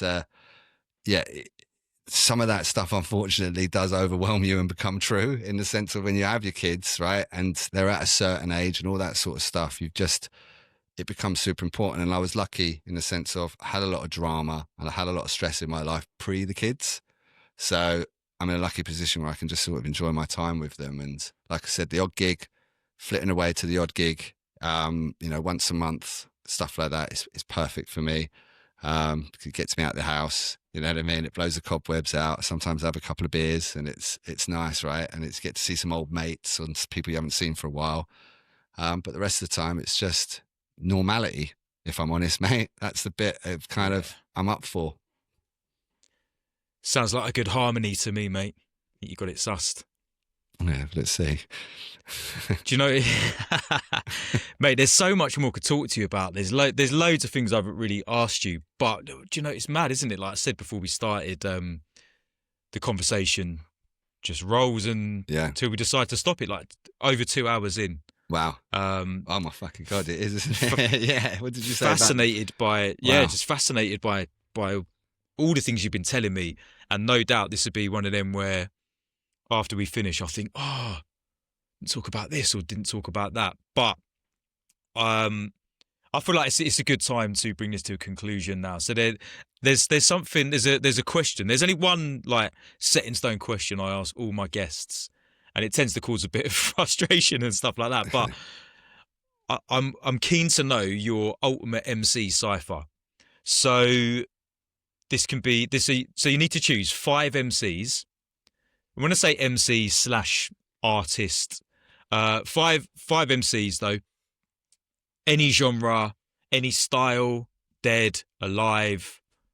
You know, no rules or regs. But this is like, you know, you're watching these 5 people go into a cipher, and you're loving it. So yeah, ultimate MC cipher, 5 names. It's so tough, isn't it? Because there's so many variables to it. But anyway, let me just go through what's off the top of my head. Would be Jest, Comrade, DRS, Naz. What was that? 4. That's 4. Yeah. And you know what? I'm going to say it because I believe it. Eminem on it as well. So just, you know, part of you thinks actually, again, like you say, you're going to put a cipher together. Would he actually fit with those 4? I don't quite know. But that's the fun of it. He has to be in the top 5. That's the thing. So, mate, his name's come up in at least 50% of them, I would say. Oh, okay, fine. All right. Okay, out of all the guests I've had on. So, so we're all as cheesy as no each Dynamite, no? I'm joking. There's probably a million names. Do you like know this, what? one of them Because annoying. Dynamite, that's why I put Eminem in, because Dynamite would have been the perfect one to finish off that 4. But like I said, Eminem has to be in curveball it. the top 5. Yeah. Sorry, Dyna. Curveball it. Sorry, Dyna. You're still my top. What are you saying? Acapella? Look, I'll give it a go. Do you know what? Again, I'll go back to an older bar, one that's probably Yeah, man. anyone that's got the Loop Masters pack. Come on. This is a brand new version of that, but I'll give it a go because I've got a new mic as well, and I've put it on deep. Yeah, man. Deep Well, preset. I'm gonna hand it over to you. Yeah, do your thing. Right. Yes, the words manifest like the steam on my breath. Condensation on my mind, beats bringing the rest. Riding through the beat in the clef. Yes, you're lucky I don't beat you to death. We'll struggle down straight, beat on the tread. I said, listen to the words that I said. I'ma make you take it deep in your head. Write lyrics till my fingerprints bled. Spit hard till the limiter's red. As we move, we let the beats connect. That was a little nod to your echo. Yeah. That took me back to... Yeah, we were talking earlier, like that Switzerland era, bruv. Like, yeah, good times. There's definitely a time where I knew that bar. I knew when you said it, I was like, oh shit, I know that bar. I know I would have been ad-libbing it. I know it. My man. But this is what I mean, right? Yeah, and this is what I love about this scene, right? Is a connection, like me and you haven't spoke for say 10 years, right? But we will always, me and you will always have a connection, right? And that's the same with a few people in this industry. And it's something that it's really hard to explain to people outside, right? Because, it is cliquey. It's got its ups and downs. It's got some dickheads and stuff like that. And people that are dickheads to me are not dickheads to you and vice versa, right? But there's these little moments in time where we've crossed paths, and it's the recognition that we know we were in the same place. We're in the same headspace and we've got some commonality together. And those things, it's without something like music or drum and bass, those things are quite hard to have. And we're very lucky to get that, because there's certain people, like, with you coming up on my phone or AD coming up on my phone, right? It's immediate comfort. Do you know what I mean? He's one of us. Do you know what I mean? He's one of me. I can't wait to talk to him. Do you know what I mean? That's and that's why this has gone so. This is why the time has felt like it's gone so quickly. It's because I've enjoyed. I mean, I'm always going to enjoy talking about myself, right? But I've more than that. I've enjoyed talking about it with you. Because you've always been one of the real ones, right? And I appreciate that, and I've sometimes felt on the fringe of this scene, like you said. I've done a different journey, and sometimes I felt on the outside edge. And there's some people that have made me feel like that, and there's some people that absolutely haven't, right? And you're one of those people on the other side. It wouldn't matter to you what I'd done, right? Me and you would still have a connection. Could have gone off and done pop or whatever. And like you say, some people turn their nose up at that sort of stuff or that sort of path, whatever. Some of it might be in my own head anyway, but I've never felt that from certain people, and you've been one of them. So I appreciate this. No, big up, bruv, big up. Thank you for saying that, man. And look, you're one of the real ones. I said to you, like, when I started doing this pod, I put a spreadsheet together of names. Your name's on the list, bruv. It's just AD. Big up AD, by the way. Yeah. AD. Yeah. AD was basically, just saying to me, like, right, how about get them on? And I was like, yes, do you know what, Messi, of course. Yeah, it's just a no-brainer that I'm going to reach out to Jay. Right. So big up for saying that. And do you know what it is? Like, at the end of the day, bruv, like, we are both mic-minded people. That's it, man. What a segue to sign out, yeah? Legendary. No, good on you, mate. No, I really enjoyed this, and I've really enjoyed catching up, man, for sure. No, big respect, bruv. Big love. Thank you for giving me a couple of hours of your day. Yeah, pleasure. So people, going to sign out. Big up Messi every time. If you've been watching this on YouTube, you can, of course, listen to it on Apple and Spotify and vice versa. If you want to get involved in the Ultimate MC Cypher, I'm here for it. You can hit the podcast up on Instagram at Mike-Minded People. If you're semi-old school, we're not going to ask you to write a letter to a PO box like Jay did, but you can email. You can email, which kind of does feel a bit redundant now, maybe. But hello@mikemindedpeople.com. Who's in your Ultimate MC Cypher? I'd love to hear. I'll shout you out. I'll read them out on the podcast. And yeah, boom. Until next time, another wicked episode in the bag, another sick guest. We're out. Peace. Nice one. Laters.